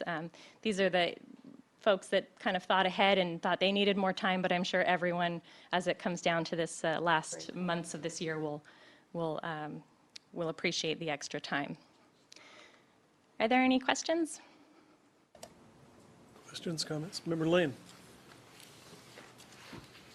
I was in Heather Farms in Walnut Creek, which is quite a large park, over the weekend, and I had not seen their All Abilities playground before. I came driving in and said, "What is that?" And my sister-in-law had taken, with a couple of other adults, been responsible for a group of church children who went and played at the playground in the past couple of weeks. And she said it was fabulous, except if you had a lot of children, it was easy to lose 1 or 2. But I looked at it and I said, "So, isn't that one of our WW grants?" And I walked over and we had a nice little logo there, and that they spent $350,000 of their local grant on that playground, and it looks extraordinary. Kids all over, and a very happy experience for them. Member Wieskamp. I can only tell you it's a tiny project, but the sport court project in Sunol at the school, people are so grateful for that.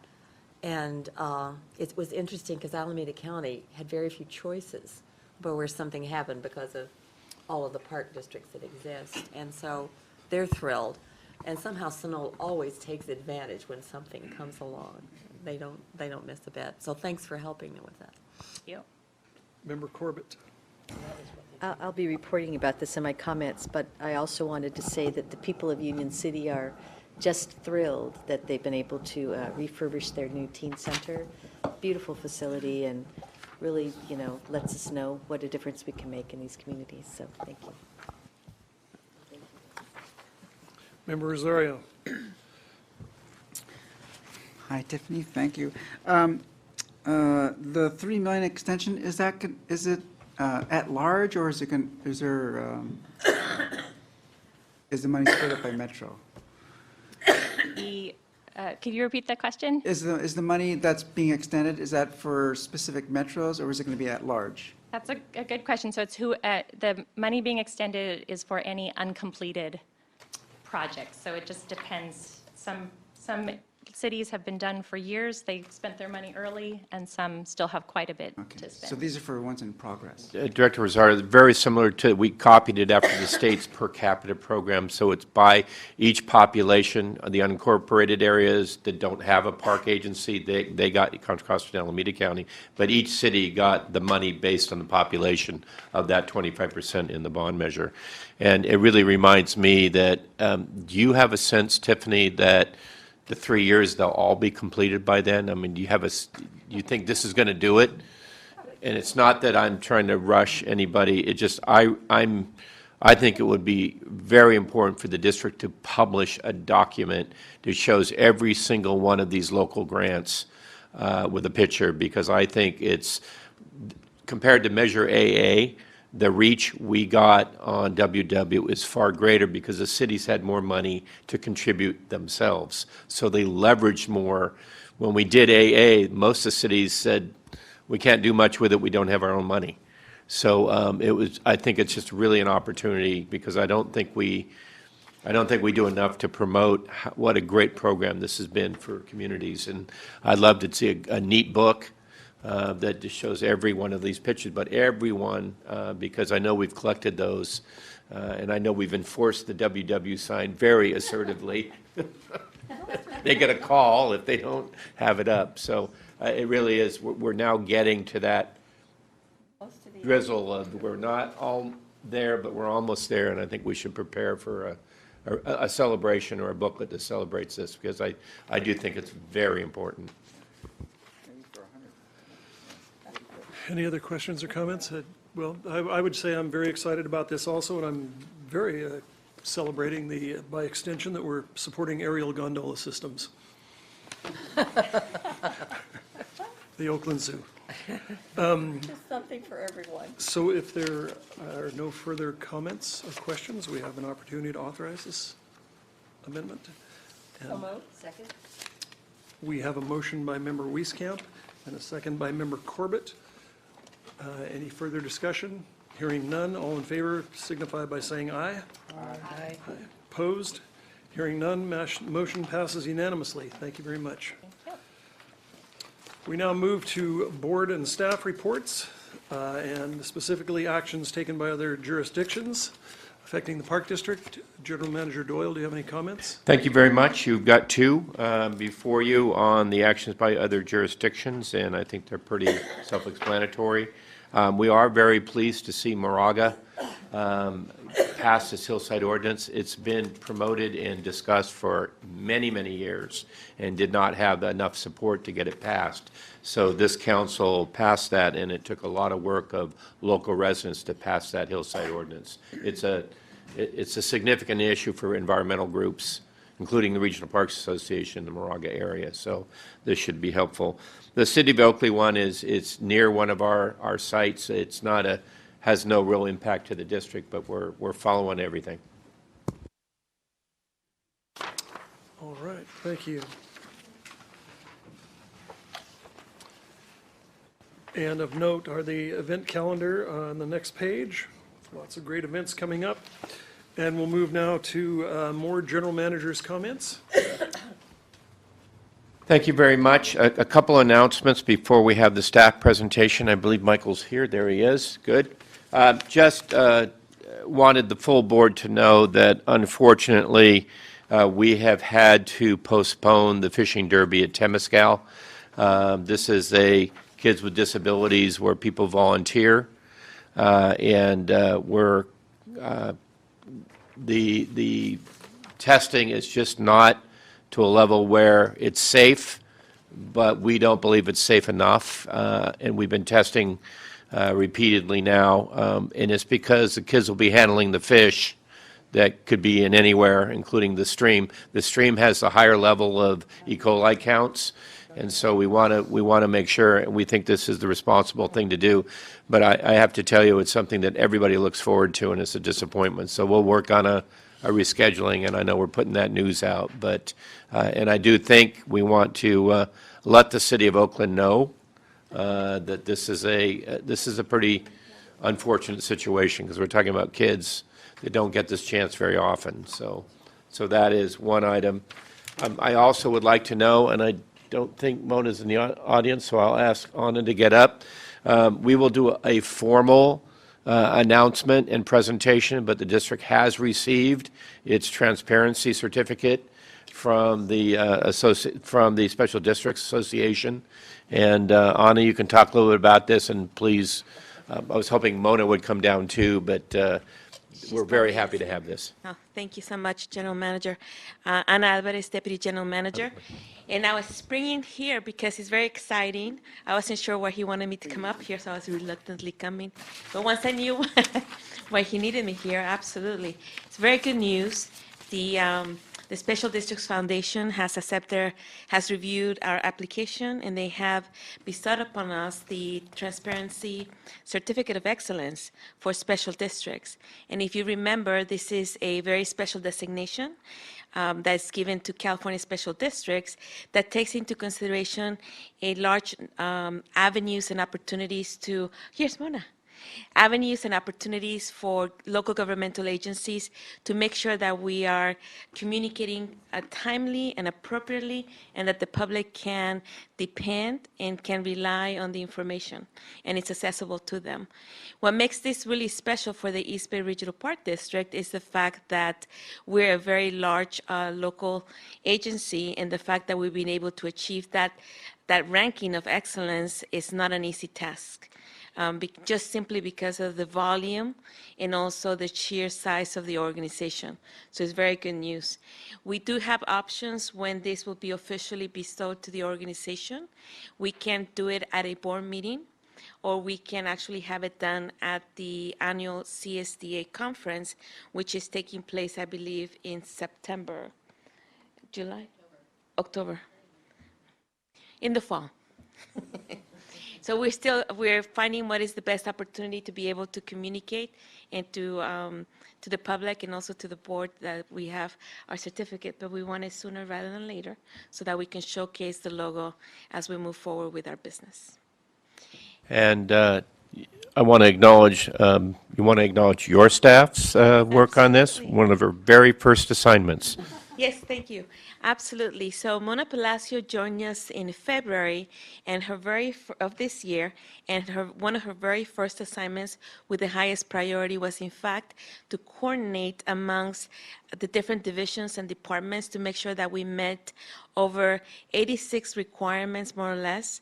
And she actually took the task to negotiate with our district council and our AGM of Financing and Management Services very key pieces that takes into consideration a very large step forward pertaining to how we manage inquiries and requests for public information, as well as how we disclose certain financial transactions, including also the posting of the audio transcripts online. So Mona, this was a big accomplishment for her first quarter within the district, and I would like to acknowledge the dedication and the fortitude to make this happen very quickly.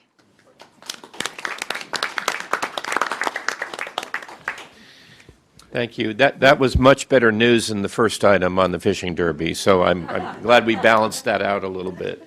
So, If I may, General Manager, I'm congratulations to everybody on staff, and I hope this will be in a news press releases and in the RIN and on any of our publications, because I think it's a tremendous honor and what we've been working for, and occasionally what we're accused of not doing. So, and we want to put the special logo like we do with the Financial Achievement Award that we get, and that should be on all of our documents. So whenever we do something, we show those achievements that we've made for the public. I think it's important to do that. So shall I go on? no, Question.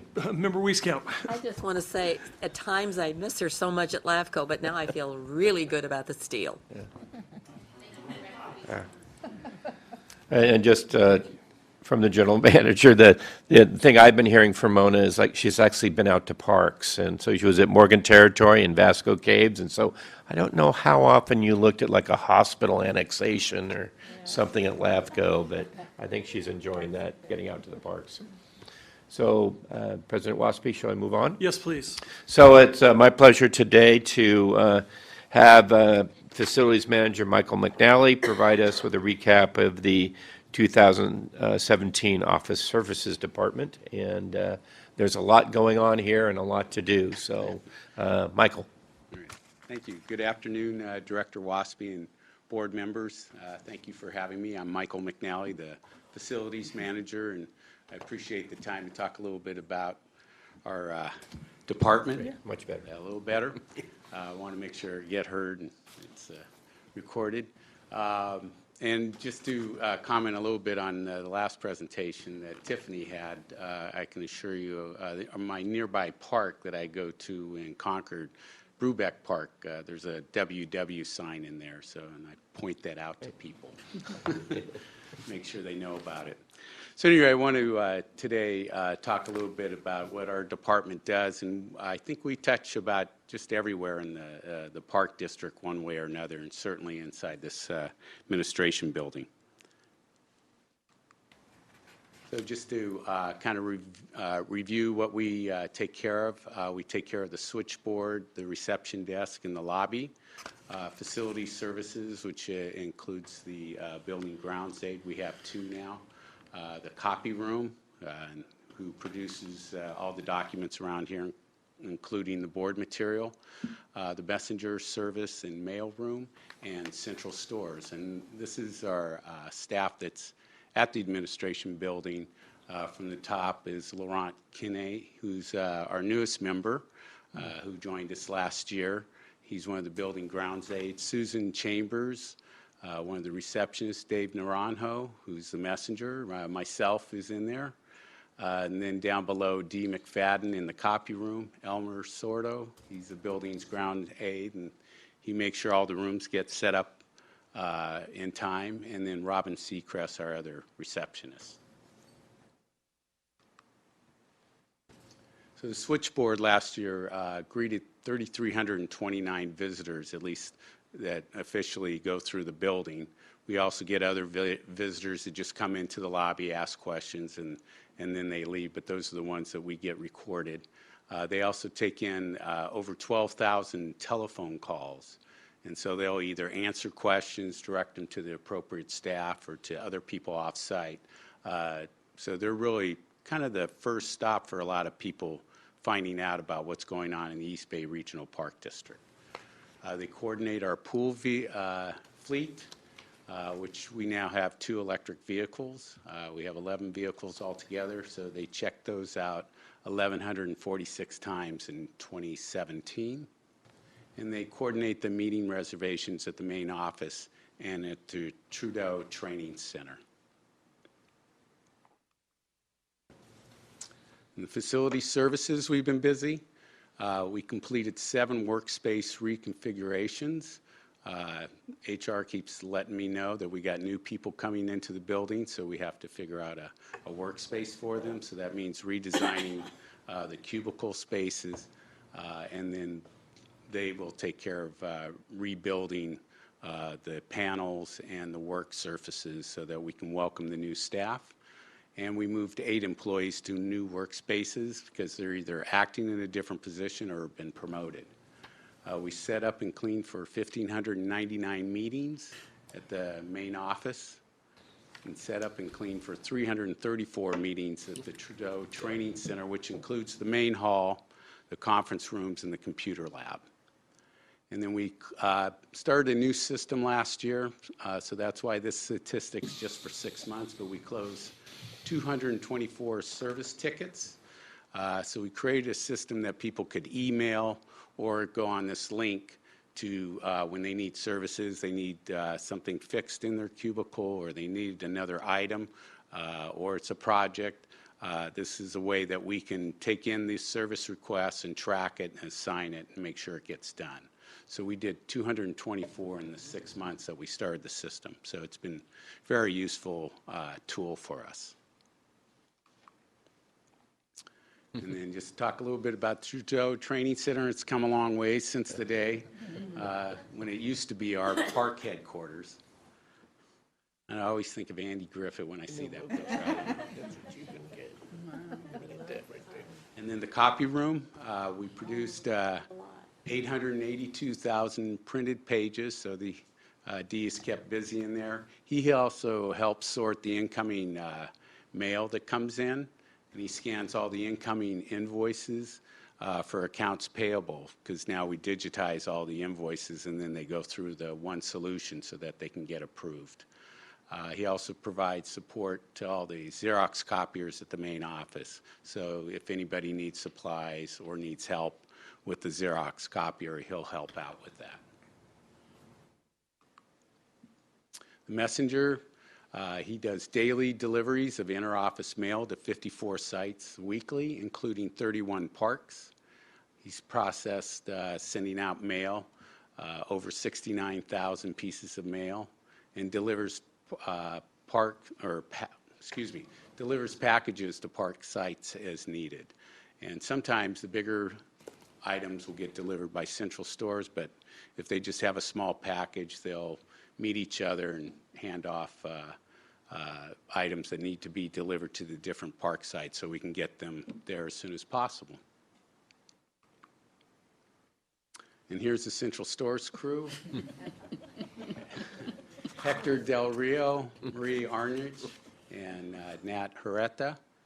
And last year they filled over 2,900 different orders that came in for over 93,000 product items. And the value was $941,000 that we charge back to whatever department ordered the items. And those are going to be substantial savings that Marie is able to get good deals on orders, and then she keeps them in stock, and then as they get ordered, they make sure they get sent out. And so we always make sure we got plenty of the paper products that get out to the parks in plenty of time. And then they deliver to 49 sites, including 39 parks during the week. And they also take care of whenever there's special events, such, I'm sad to hear about the fishing derby, but the safety fair, Ardenwood, when they're doing special events, they'll deliver tables and chairs for them as well. So they're like a little rental company as well.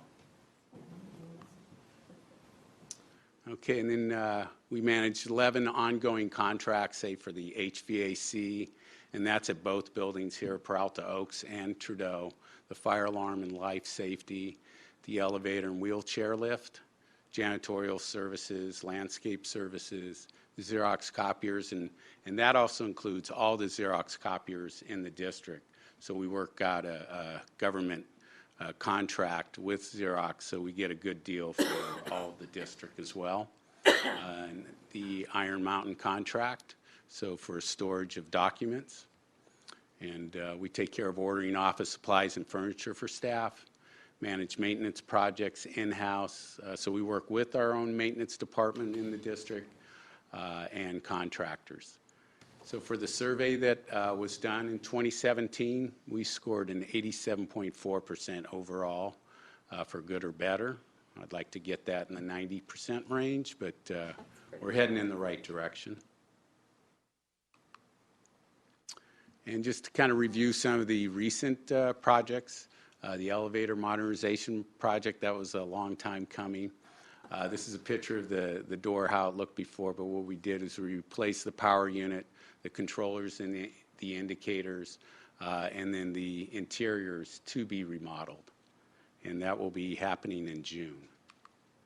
So that just shows now what the elevator looks like with the new indicators. And of course, a lot of the work that got done, people don't really see that. That's all in the control room. But that is some of the things you can see. And then we remodeled the board conference room. So we repainted it, put the wall carpet to match the wall carpet that's in here, refinished the woodwork of the table and the chairs.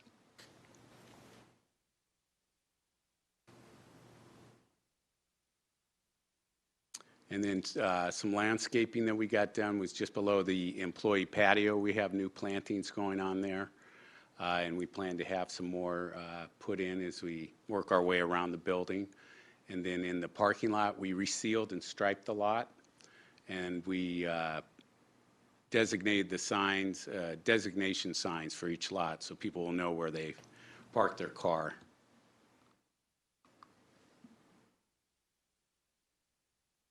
And then we are working our way around to replacing all the building and roof lights with LEDs. I think we've taken care of all the roofs. We now got a few more lights kind of on the back part of the building that we're going to change out to LEDs. We installed a bicycle rack at the delivery door, and we refinished the patio benches in the employee patio.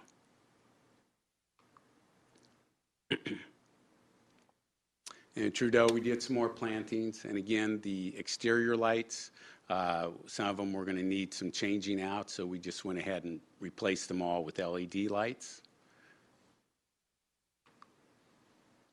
And at Central Stores, this was a maintenance project. It keeps the materials dry over the winter because we had a yard that we put a lot of our materials, but it also protects the water runoff. So this is a project that really does a lot. And then we're working on developing a new Central Stores order form. We've had some complaints about how difficult it is to order supplies. So I've been working with the designer to work this out. So it's still in progress and being tested. But basically how it would look is that we're trying to make it similar to going online, ordering on Amazon. You get this first screen and you say whether it's a supplier or uniform order, and is it for you or for somebody else? And then you would proceed to the next slide, and on the first line you can start ordering your supplies.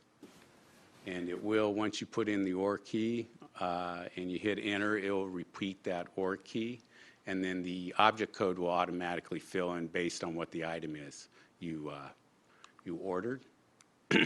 And then when you hit proceed, you're going to get a recap of what the order is. And if you like it, you can go on. If you don't, you can go back, fix it, go back again. But if you're fine with it here, then you get an ordered confirm screen. And then just talk a little bit about our green programs, because we're always trying to do what we can to help reduce our footprint on the planet. So we do have recycling at the main office, and we just got a new container over there on the other side of the room you can see to help remind people to sort their recyclables. So we have paper and cardboard, we have compostables, we try to do as little trash as possible, and then our janitorial staff keeps that sorted and puts it in the appropriate bins out in the parking lot. We try to encourage people to go digital instead of paper. You don't have to print everything. A lot of things now are sent digitally. Just keep it that way. Light fixtures, again, whenever we have the opportunity, we replace the LEDs. And we're getting, well, we have some hybrids, but we're getting more electric cars added to our fleet. And then so we look at the office supplies. The paper's at least 30% recycled. Our white paper's 100%. Our pens are refillable. The toilet paper and paper towels are 100% recycled. And lumber, we try to get lumber from managed forests. and we're always looking for less toxic chemical, cleaners. We're trying to go as clean as possible on all our cleaners. So it's things like reusing boxes for delivery. Central Stores does. They get boxes delivered. They'll reuse them as they do their routes. They'll use the smallest vehicle possible for their runs. They virtually have probably no more printed forms that they're really dealing with. And then we have plans to insulate the warehouse. And then part of our meeting room reservations, we went to a new system, getting away from Outlook. So we had to move all the meetings that were already booked. Late 2017, we started moving all the meetings over to this calendar. And the reason why we did that is that we were getting double bookings on some of the rooms because Outlook really wasn't designed to be a meeting space program. And somebody can, by accident, delete a meeting or move it, and we'd never know what happened. This program, it tells you, are you sure? And then you always got a record of what happened. So far, I think it's gone well, and we went live on that in February. Some other future programs, the space planning project is one that's coming up. Again, we're running out of space here at the end, at least the way it's configured.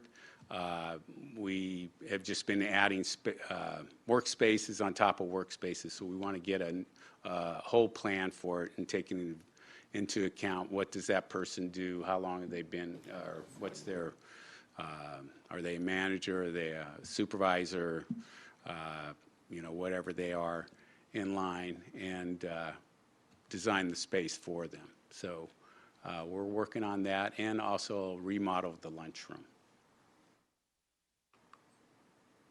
And the breezeway lighting, we contracted with the lighting designer, and we're going to try to make this a little more brighter in the daytime. It looks okay at night when all the lights are on, but in the daytime it still looks pretty dark. And so just kind of liven up the entrance. And that's my presentation, a little bit what we did in 2017 and what we're working on in the near future. Great, Any thank questions? you, Michael. Any questions, comments? I think from my standpoint, you're 90%. No, I'm always pleased when I come here. Everything looks good that I come across, and nobody's expressed dissatisfaction. But I think it's really nice that you are adding amenities outdoors where our staff likes to be for lunch or when they have a break. I think we like to be outdoors, so I'm sure that they appreciate it too. So thanks for your hard work. Thank you. Thank you for your comments, Member Wieskamp. Member Corbett. I was just going to say, and thank you for the charging stations, too. Very important. That was through the fleet vehicle, but we, help assist to get the project done. But yeah, that's going to turn out very nice. Fast response. What's that? Fast response. All right. He likes a fast response. Thank you, Member Dotson. Fast as Member Rosario. Yes, Steve, and how are our original solar panels holding up that we put up on the roof? Yeah, they degrade a little bit over time. They've been up there since 2002. I'm not sure how to compare it. I mean, that's something I could get back to you on. But yeah, they do. They're not as efficient as when they're first put in. But we do clean the panels, and I like to get the weeds picked up around there to just make it look better. They're still going. I mean, so I think we could probably get another 5 years at least out of them. Do we do like a test to see how effective the panels are, if they're still holding their? I could get a report that can tell us how we're doing on those. I don't have that with me. Great. Member Lane. I like the new recycling containers, and I saw one that had a huge leaf on it. Yes. But this one doesn't seem to have the leaf. Yes, I don't know why that happened. Yeah, the littler ones maybe couldn't fit the leaf on it. But, Saw the bigger ones actually. a big leaf. No, and I'm sure that it's somewhere. Does the Trudeau training center with 334 meetings. Is there quite a bit more room to book meetings? The main hall gets pretty booked up. Where we have some room is the computer lab. Maybe gets used about a third of the time, but it's a very kind of specialty space. So it's very useful as far as like if they're doing any kind of computer training. I mean, that's where they do it. So whenever they have to roll out something new, that's where they'll do it. But it could be used as a regular meeting space as well. But it gets pretty well booked up. We do some outside rentals there. We did about, I don't have a number for you. I know we did $7,700 worth of rentals, but we don't really advertise it. It's kind of the usual same people. We have a couple homeowners association that we rent to, mostly evening meetings, but Alameda County is in there every once in a while. We might get some other group. It's strictly for meetings. We don't do social events there, and that's kind of per the neighborhood agreement that we have. We remember that. Yeah, minimum So 2 no drinks. wild parties. Yeah. No wild parties, okay. Oh, No weddings. I think you've had some quiet parties, though. Or Good meetings. attached to meetings. Yeah. Yeah. Thank you very much. Looks, And, things are from looking the general good. manager, you know, the thing that's been interesting about the Trudeau Center is that a lot of other nonprofits and public agencies like to meet. It's kind of like Big Break has turned in for the East County. Trudeau Center has been used a lot more than originally. We've hosted state parks there for grant programs. We've hosted a lot of other groups. It seems to be pretty good for that type of use. Trainings. Member Rosario. Yes. On the Trudeau Center, one of my constituents was asking, the kitchen there, is that a certified commercial kitchen? Well, not really. It's more of a kind of a prep kitchen. There's not a stove in there. We do have a microwave and there's a table. So it's really not meant to cook out of there. It's more to kind of bring your items there and take care of it. Great. It's really a caterer's setup. Well, not really. I mean, the caterers bring the food yeah, in they there come and and then they from can there. use the room to put together the food, but not necessarily to cook it or anything. Well, thank you, Michael. I think the building is very efficient and comfortable, and I compliment you. I'm very interested in the lunchroom remodel. Will it include a dishwasher for reusable? We're looking at that. We're looking at that. Thank you. All right. All right. Thank you very much. Okay. Good job. All right. Pardon me, Mr. Rosario. If I can back, I forgot to ask a question on the general manager on page 150 regarding town of Moraga, if I may. Backtrack. On the last sentence on that paragraph says the East Bay, regarding Moraga, says the East Bay Region Park District staff are monitoring multiple development projects in the town of Moraga. Do we have a list of those projects that we're monitoring? Yes, I'm sure we do. The main one we're very concerned about is Indian Valley, and also both are the Brazzoni family ownerships, Indian Valley, as well as next to Valley Hill Road, so Bob can comment on that. Those are the two big ones. Bob Nesbitt, Assistant General Manager. Those were the two I was also going to mention. Brian Holt was here, and he was prepared for that, and then when he didn't see the question, he did take off. But he mentioned to me in the lunchroom the two that the General Manager just mentioned. Thank you. Sorry, I forgot to ask that question earlier. Well, thank you. If there are no other comments on the general manager's comments or questions, then we'll move to the next item, which is announcements from closed sessions. Council, do we have any announcement? Board President Wasby, there are no announcements from closed session. Thank you very much. Then we'll move to board comments. And let's start with Member Coffey.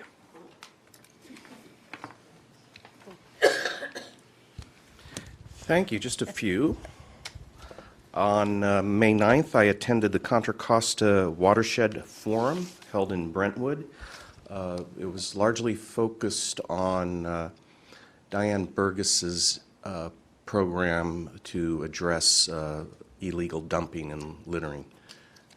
And there were some follow-up issues this reminds me to take up with management. on, well, specifically in the involvement of of our police department. So there were some suggestions that came up there. On May 11, I attended the Richmond Liaison Committee meeting with Director Dotson, and there was a fairly robust discussion of Point Melati, both what we're doing and what the city is doing. On this past Saturday, I attended the ribbon cutting, speaking of local allocation of WW funds, dedicating the new Lefty Gomez ball field in Rodeo. The district contributed to a county public works project. I think our contribution was $465,000 out of about an $800,000 project. And County Public Works was very generous in their praise of the district and the district's role, and I enjoyed the ribbon cutting. On Sunday, I attended all day the Black Diamond Mine open house. My wife and I putting in ambassador duty, and it was a very nice day and a fairly good turnout. And on the 14th, with the all of you, I attended the capital projects workshop and found it very productive.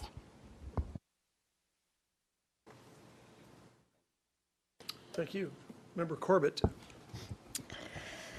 So on May 2nd, I had the pleasure, along with Director Rosario, spending time with our great workers at 2428 at their meeting, and I think we had a really great conversation and look forward to more opportunities to do that. Thank you very much.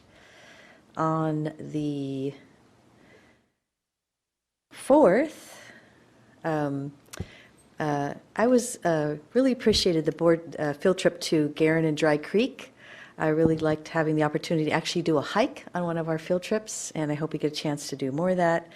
And for those of you who know about my love of gardening, it was a pleasure to meet Jeff and talk plants and seeds and trade seeds and do all that fun, crazy gardening stuff. So that was really fun. I attended the fundraiser at Drake's Brewing for our trails, and that, of course, was a great time. How could it not be? On the, let me just see here, sorry, I'm trying to do this from my phone. I'm trying to be digital. On the 9th, I think is the next one I have here.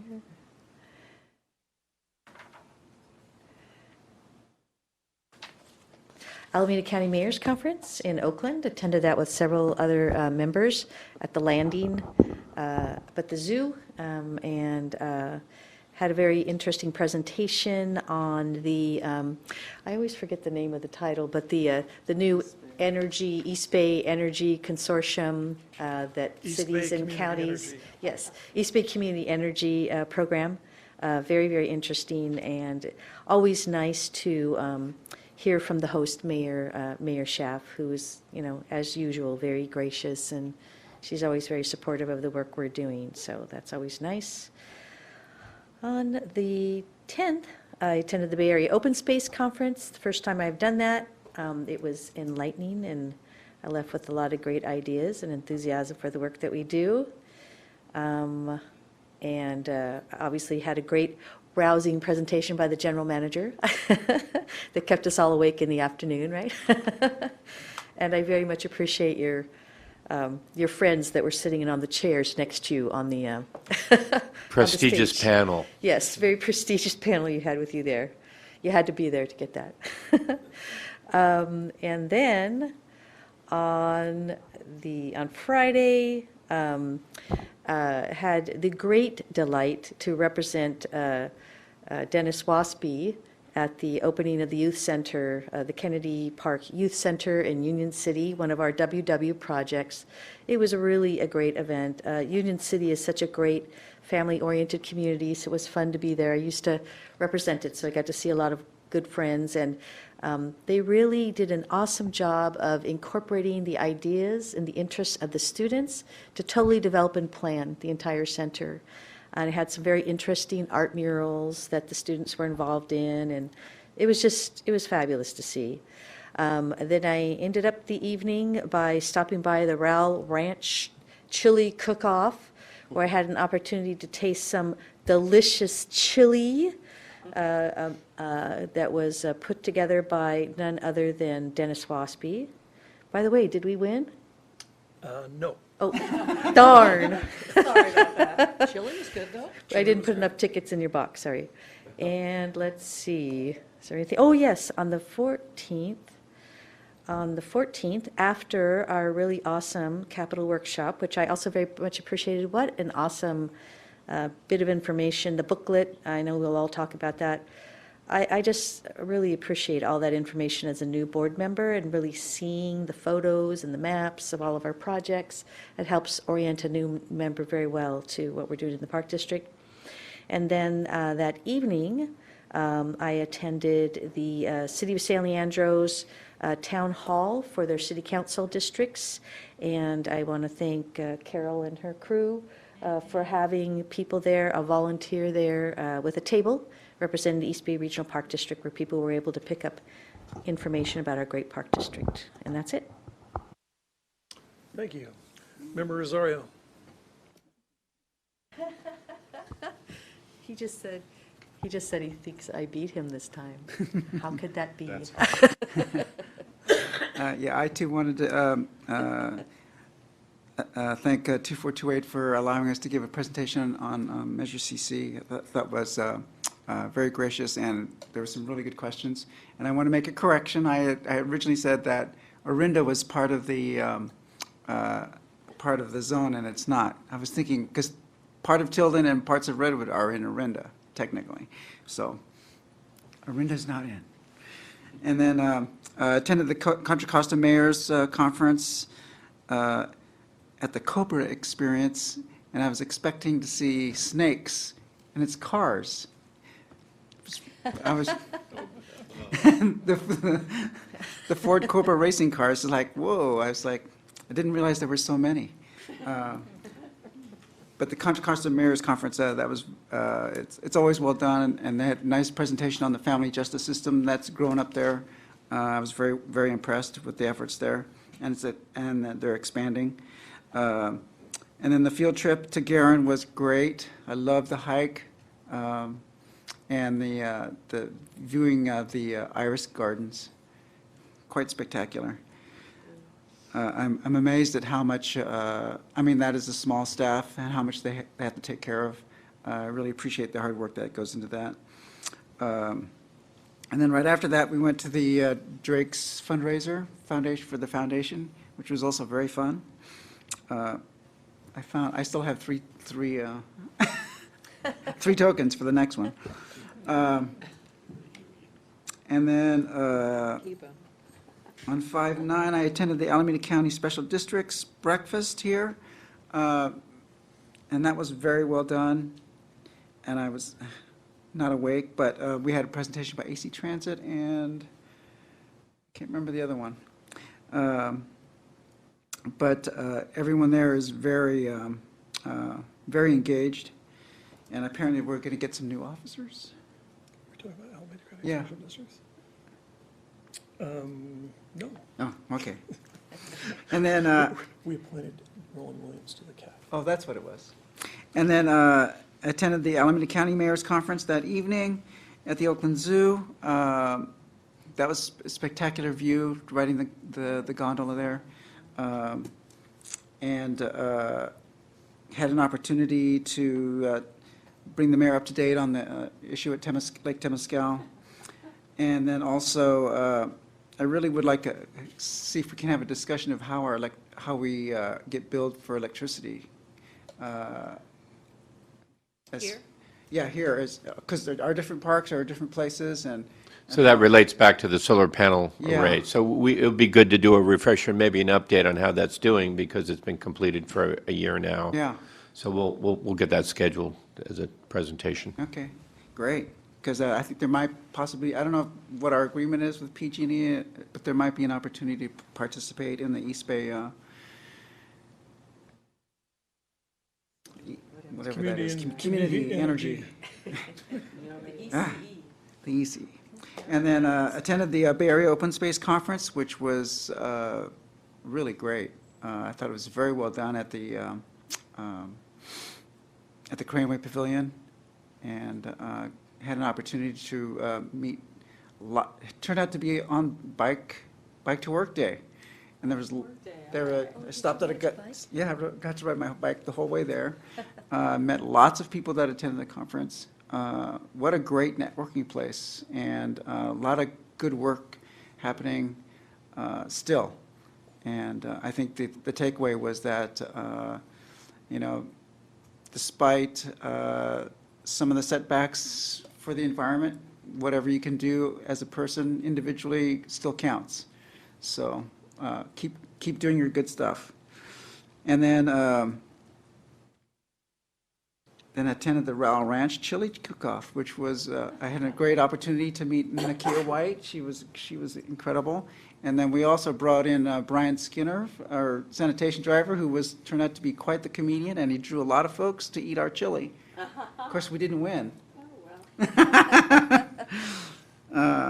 And then the board workshop, kudos to Bob and your staff. That was well done. The booklet is just incredible, I think. It gives us a really good basis for moving into the future, and transparency, easy to read. I just loved it. And so thank you for you and your staff's work. So thank you. Thank you, Dave. Member Dotson. Well, I went to some of the same things that people have been also mentioning.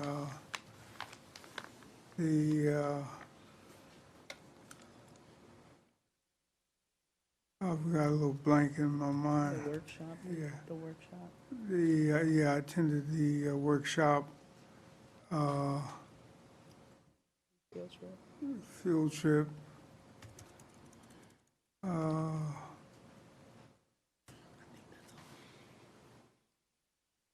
bet you've been out at Point Pinole. Yeah. I stay out there. The Richmond meeting. Richmond Liaison Committee, City of Richmond. And I'll let that be it for now. I don't have my List with you? my list, yeah. All right, thank you very much. Okay. Member Wieskamp. I think you live at Point Pinole, and I don't blame you. I would too if I lived over there. I attended the executive committee meeting on May 3rd, the special districts meeting we had here, and one of the interesting things, the state had a contest last year, videos about special districts trying to enhance people's knowledge, and Alameda County is going to do that contest this year. And so Sharon is going to contact the Special District Association, and one way or another, we're going to get the word out to all the schools in the county, because you need to get the word out to them this month so they have the summer to choose a special district and go after doing a video. I've already mentioned it to a couple people in Livermore, and they were talking about how their kids are into video. So I think we'll get some good examples, hopefully at least one for the Park District. Attended the LAFCO meeting. I hated to miss the field trip, but I was quite ill, and I don't think you wanted to catch any of my germs. But not to miss the Iris Bed and Myers, that was really tough. The elected women's luncheon. Coyote Hills, we had our Habitat for Home poster contest results. Really some clever things. The blue-bellied lizard is #1, and in July or August you'll get to meet those winners. I'm never sure who's more excited, the kids or their parents, but it really feels good at Coyote Hills. Capitol Trails, when it comes to the meeting we had Monday, I just can't tell you how good it is to see something so well organized and pulled together that's easy to use and that we will use. It's not like some things that come out in various places where you put it away and you never look at it again. That, I think, will be useful to all of us and to people where we can point out things. So, good job. And I'm looking forward to the volunteer dinner, because where else do we get such a chance to see all of our volunteers by the 100? Always, as usual, be prepared. It could be hot, it could be cold, it could be windy. Just bring enough clothes that you're covered always. That's it. Thank you. Member Lane. Thank you. And I want to thank you for the current picture we have here, which is Pretty nice. Basco Caves, Yeah. looking really nice. stunning. It is not that green anymore. From Kevin Fox. So I suppose now he's retired and he's just taking photographs everywhere. Why not? Yeah, because he takes some beauties. So district meetings I've attended. I went to the executive committee. Went on the Garandry Creek field trip, and I enjoyed that very much. Having a chance to hike was pretty special, and I'm glad that I could see 4 of those bridges on their last legs. And I hope that is their last legs, because those bridges were scary. And I'm happy to see we're replacing them. Then our workshop yesterday on capital projects, I thought was, the new notebook was just extraordinary. Thank you, Bob and staff, for that work, because we can go to one place instead of thumbing through, and we can always look at budget projects if we want to. Yeah. Of course, I just wanted to second something that Colin said yesterday, though, and that has to do with the need to make some decisions on the Clayton Ranch staging area and to finish the Black Diamond Mine land use plan. It has been 6 years, more years, and I know while we've been doing the land use plan, we've been increasing properties at Black Diamond with the HCP's partnership, but it is time to make some decisions on this and to get it done. We've tried to be patient, and Colin and I are patient, right? But not very. I don't know. And the other thing that I looked for in the capital projects book, which I clearly shouldn't have, was the access to Las Trampas at the northwest, because we have 1,000 acres there that have been land banked for maybe a decade, and we finally have a property which will allow people to get to that park, and it's not at a land use amendment or checklist or anything as far as I can see. So I would love to see us progress on that. And I know the people who live in the area, the Lafayette, Orinda, Moraga, people from that vicinity are informally going in and using the park, and it's time to make it formal. So those are the 2 things I was looking for with the capital projects, and think we need to address. Thank you for this opportunity. Then I've been in some parks. I went to Las Trampas on Mother's Day, and just to check out if we needed to use the overflow parking, which we didn't need to. I mean, at that point, there were plenty of people in Las Trampas at the Bollinger area, but it wasn't chock full. Then I did have a chance to go to the Martinez Horse Arena. Dee, did you go to the? I did not. Did you go to that? And I had a chance to talk to people, and in particular, well, took a look at the horses, which were beautiful, and one of the things they did was they brought different kinds of horses in. You know, they brought the Spanish-blooded horse, they brought the Mustang horse, they brought horses that looked kind of like the Budweiser horses, and they really did a nice presentation. And it's the Three Cities Horseman Arena, and I said, well, what are the three cities? And it turned out the three cities were Richmond, El Cerrito, and El Sobrante. And what is happening is so many equestrian arenas have closed, and it's so expensive to board with an arena that this arena is really going to be a wonderful amenity, and more than an amenity for our various equestrian groups, some of whom came from Central Valley for this event.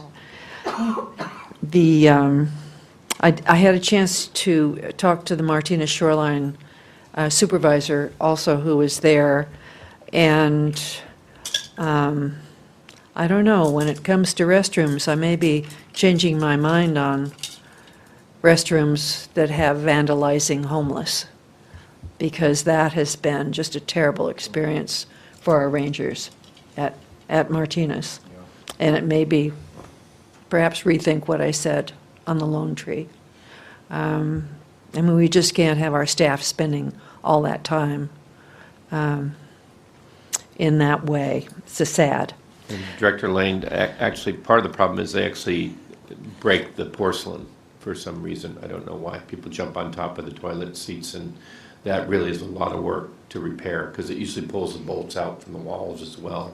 Yeah, I mean, you know, particularly for those, you know, those are precast Yeah. toilets now, so when you strip out the wall, it's hard, you gotta re-drill it yeah, and everything. I mean, it's really ugly.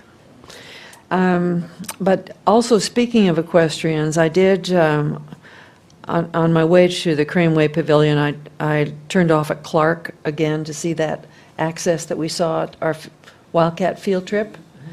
And there were just a few cars parked there, and not all that many cars in the school parking lot. And so I want to again say that I think when we look for a location for equestrians to access Wildcat, that some conversations with that school may be in order.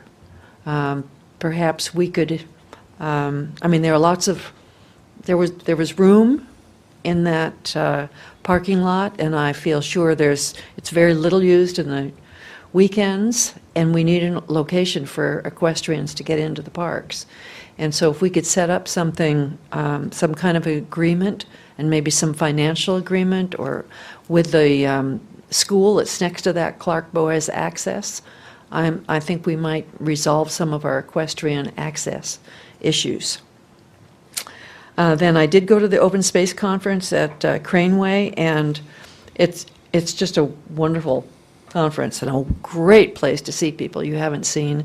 And I think, too, it's a good opportunity for regional park people to network, because there were several of them there. They enjoyed it, and they enjoyed catching up with one another. Ira said he didn't think he got any emails all day because they were there for him to talk to. Then I did go to Martinez Mayor's Conference as well, and they've had the Mayor's Conference in the past in the Cobra Car Museum. So I knew it wasn't, this year, I knew it wasn't snakes. But those cars are just like works of art, and I don't think they get driven very much. And I did take the opportunity to remind people they need to support SB, Prop 68, because I just say that all over now. And then I did have a chance to go to the Veterans Hall in Danville, where Randy Parent got some special pins and recognitions from both the Marines with wings and some of the Vietnam veterans, and he was honored in that way. So I was pleased to be able to go there with Randy and Tracy. And then I'm looking forward to going to the San Ramon Valley Historical Society on Thursday, where Jeff Gillette, who's the public relations person for Danville, is giving a talk on trails and opportunities to for a group that he takes on trails. So I'm bringing Las Trampas and other brochures to help supplement his talk. And then also, I'm looking forward to the volunteer recognition picnic at Cull Canyon, because it's always good to see those folks and see management barbecue once again. So thank you. Thank you. On May 3rd, I attended the Executive Committee meeting, and in the afternoon, I attended the Alameda County Parks, Rec, and Historical Commission meeting and sought and received heartily the endorsement of Prop 68 and also the extension of Measure CC. They were very excited to hear about that and very supportive, and I mentioned to them that time's of the essence. Get out there and get on your email list and tell everybody about Prop 68 and get ready for the extension of Measure CC. And they were very, very supportive, and of course they endorsed it. The hook was two of the members, Dave Sadoff of the Castro Valley MAC and Linda Willis of the Parks, Rec, and Historical Commission asked me to go on a field trip to Cull Canyon. And so we walked down into what used to be a beautiful lake, and now is, according to them, a great opportunity for trails, picnic areas, and habitat. This is property that's owned by the Alameda County Flood Control District, and I tried to explain that to them, and of course, well, it was hard to explain, and I looked with Cull Canyon right next door, it does make sense that we might want to provide some of that recreation and recreational opportunities. I did mention a maintenance agreement with the with Alameda County, and they're going to pursue that in with Zone 7, or pardon me, whatever, Zone 2 of the Flood Control District, which controls that area. I also, the board field trip to Guerin was great, as everyone said. It's always, I know it's time consuming, but boy, that hike was wonderful. And to see what's going on down in the southern end of the Park District is always great. I attended First Fridays and of course had a great time there. Enough said for that. On May 8th, I went to the retiree luncheon over in Treasure Island, and it was really great. Jerry Kent gave a great interpretation and history of the Brazil Room, the Brazil building, and how it originated there at the exposition in 1939, I think it was, and then was brought up to, reassembled up in its existing site. I also attended the Alameda County Special Districts Association meeting that was held here. We hosted it. It was a great meeting. I think, Dee, the election you were referring to was we elected Roland Williams, the general manager of the Castro Valley Sanitary District, as the Alameda County Special Districts representative to the Regional Park Districts Community Advisory Committee. And I hope everyone knows Roland. He'll be a great asset to the committee, and he loves the Park District. I also had a really great networking. I encourage everybody to go to these Alameda County Special Districts. They're people just like us with the same interests and the same, well, they're like us. I met with Ryan Klausnister, the general manager of the Alameda County Mosquito Abatement District, and we were able to talk and network, and we have mutual benefits. He comes into Coyote Hills, he brings trucks, big trucks, and drives up around our creeks and tramps around our creeks and some of our sensitive areas to look for mosquitoes, to abate them. And so his proposal, of course, was, and he asked me to front for him, was to be able to use a drone in the Park District, which we said drone, and I recoiled until he explained what we were doing, and the mutual benefit is obviously he wouldn't bring his trucks into the parks, and so we're trying to work something out, and then those type of networking things. I think it's a mutual benefit. yeah, to both of us. So he's working through the permitting procedure to do that. I went to the mayor's conference, and everything's been said. Once again, I love trams. On May 11th, I attended the East Bay Regional Park District Golf Tournament. Compliments to Marcel Costanza, who's a carpenter up in Tilden, who took over for Stephen Garrett after 30 years. Produced a great tournament. It was lots of fun. I encourage everybody to come to that. It's, even if you can't play golf, it's really great. We took last place. Did we take last place? Well, there's our point. But if you really want to have a reunion of Park District people, Mike Anderson was there, Dave Collins was there, Dave Calahaley was there. I hope some of you remember these people. Stephen Garrett, Ann Rockwell, Renee Crowley, Sue Ferreira. It was just a great, everybody get back together and have lots of fun. And of course, Steve Harker from Touchstone Golf was there, just promoting his golf course, saying what a great job the Park District has done to help him get that golf course going, and the golf course was beautiful, and he was a perfect host. After that, we went to the chili cook-off. Enough said about that. It was a lot of fun. We lost, but I heard the battle wasn't for the best chili. The battle was for getting together with people, and that's what we did. And you got to wear your cowboy hat. That's true. I wore a cowboy hat, and my And a wife belt and buckle. my wife was Smokey Bear, so it was a good night for us. Yeah.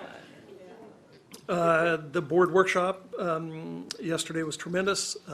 As everyone has said, they get better and better, and I learn more and more each time I go to one of those.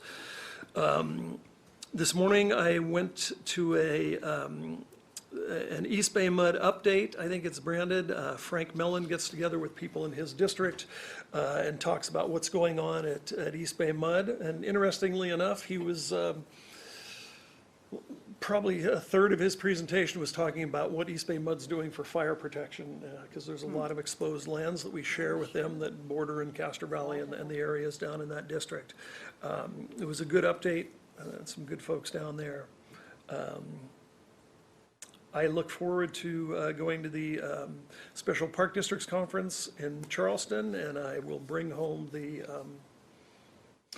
it's not a cane, it's a hiking stick, which is the traditional passing of the torch, I guess, the Eternal Flame, which we'll carry for a year and host it next year here at the Park District. So, if there's nothing further, any other public comments? No, President. No members of the public, staff? Thank you all for staying to the bitter end. We are adjourned.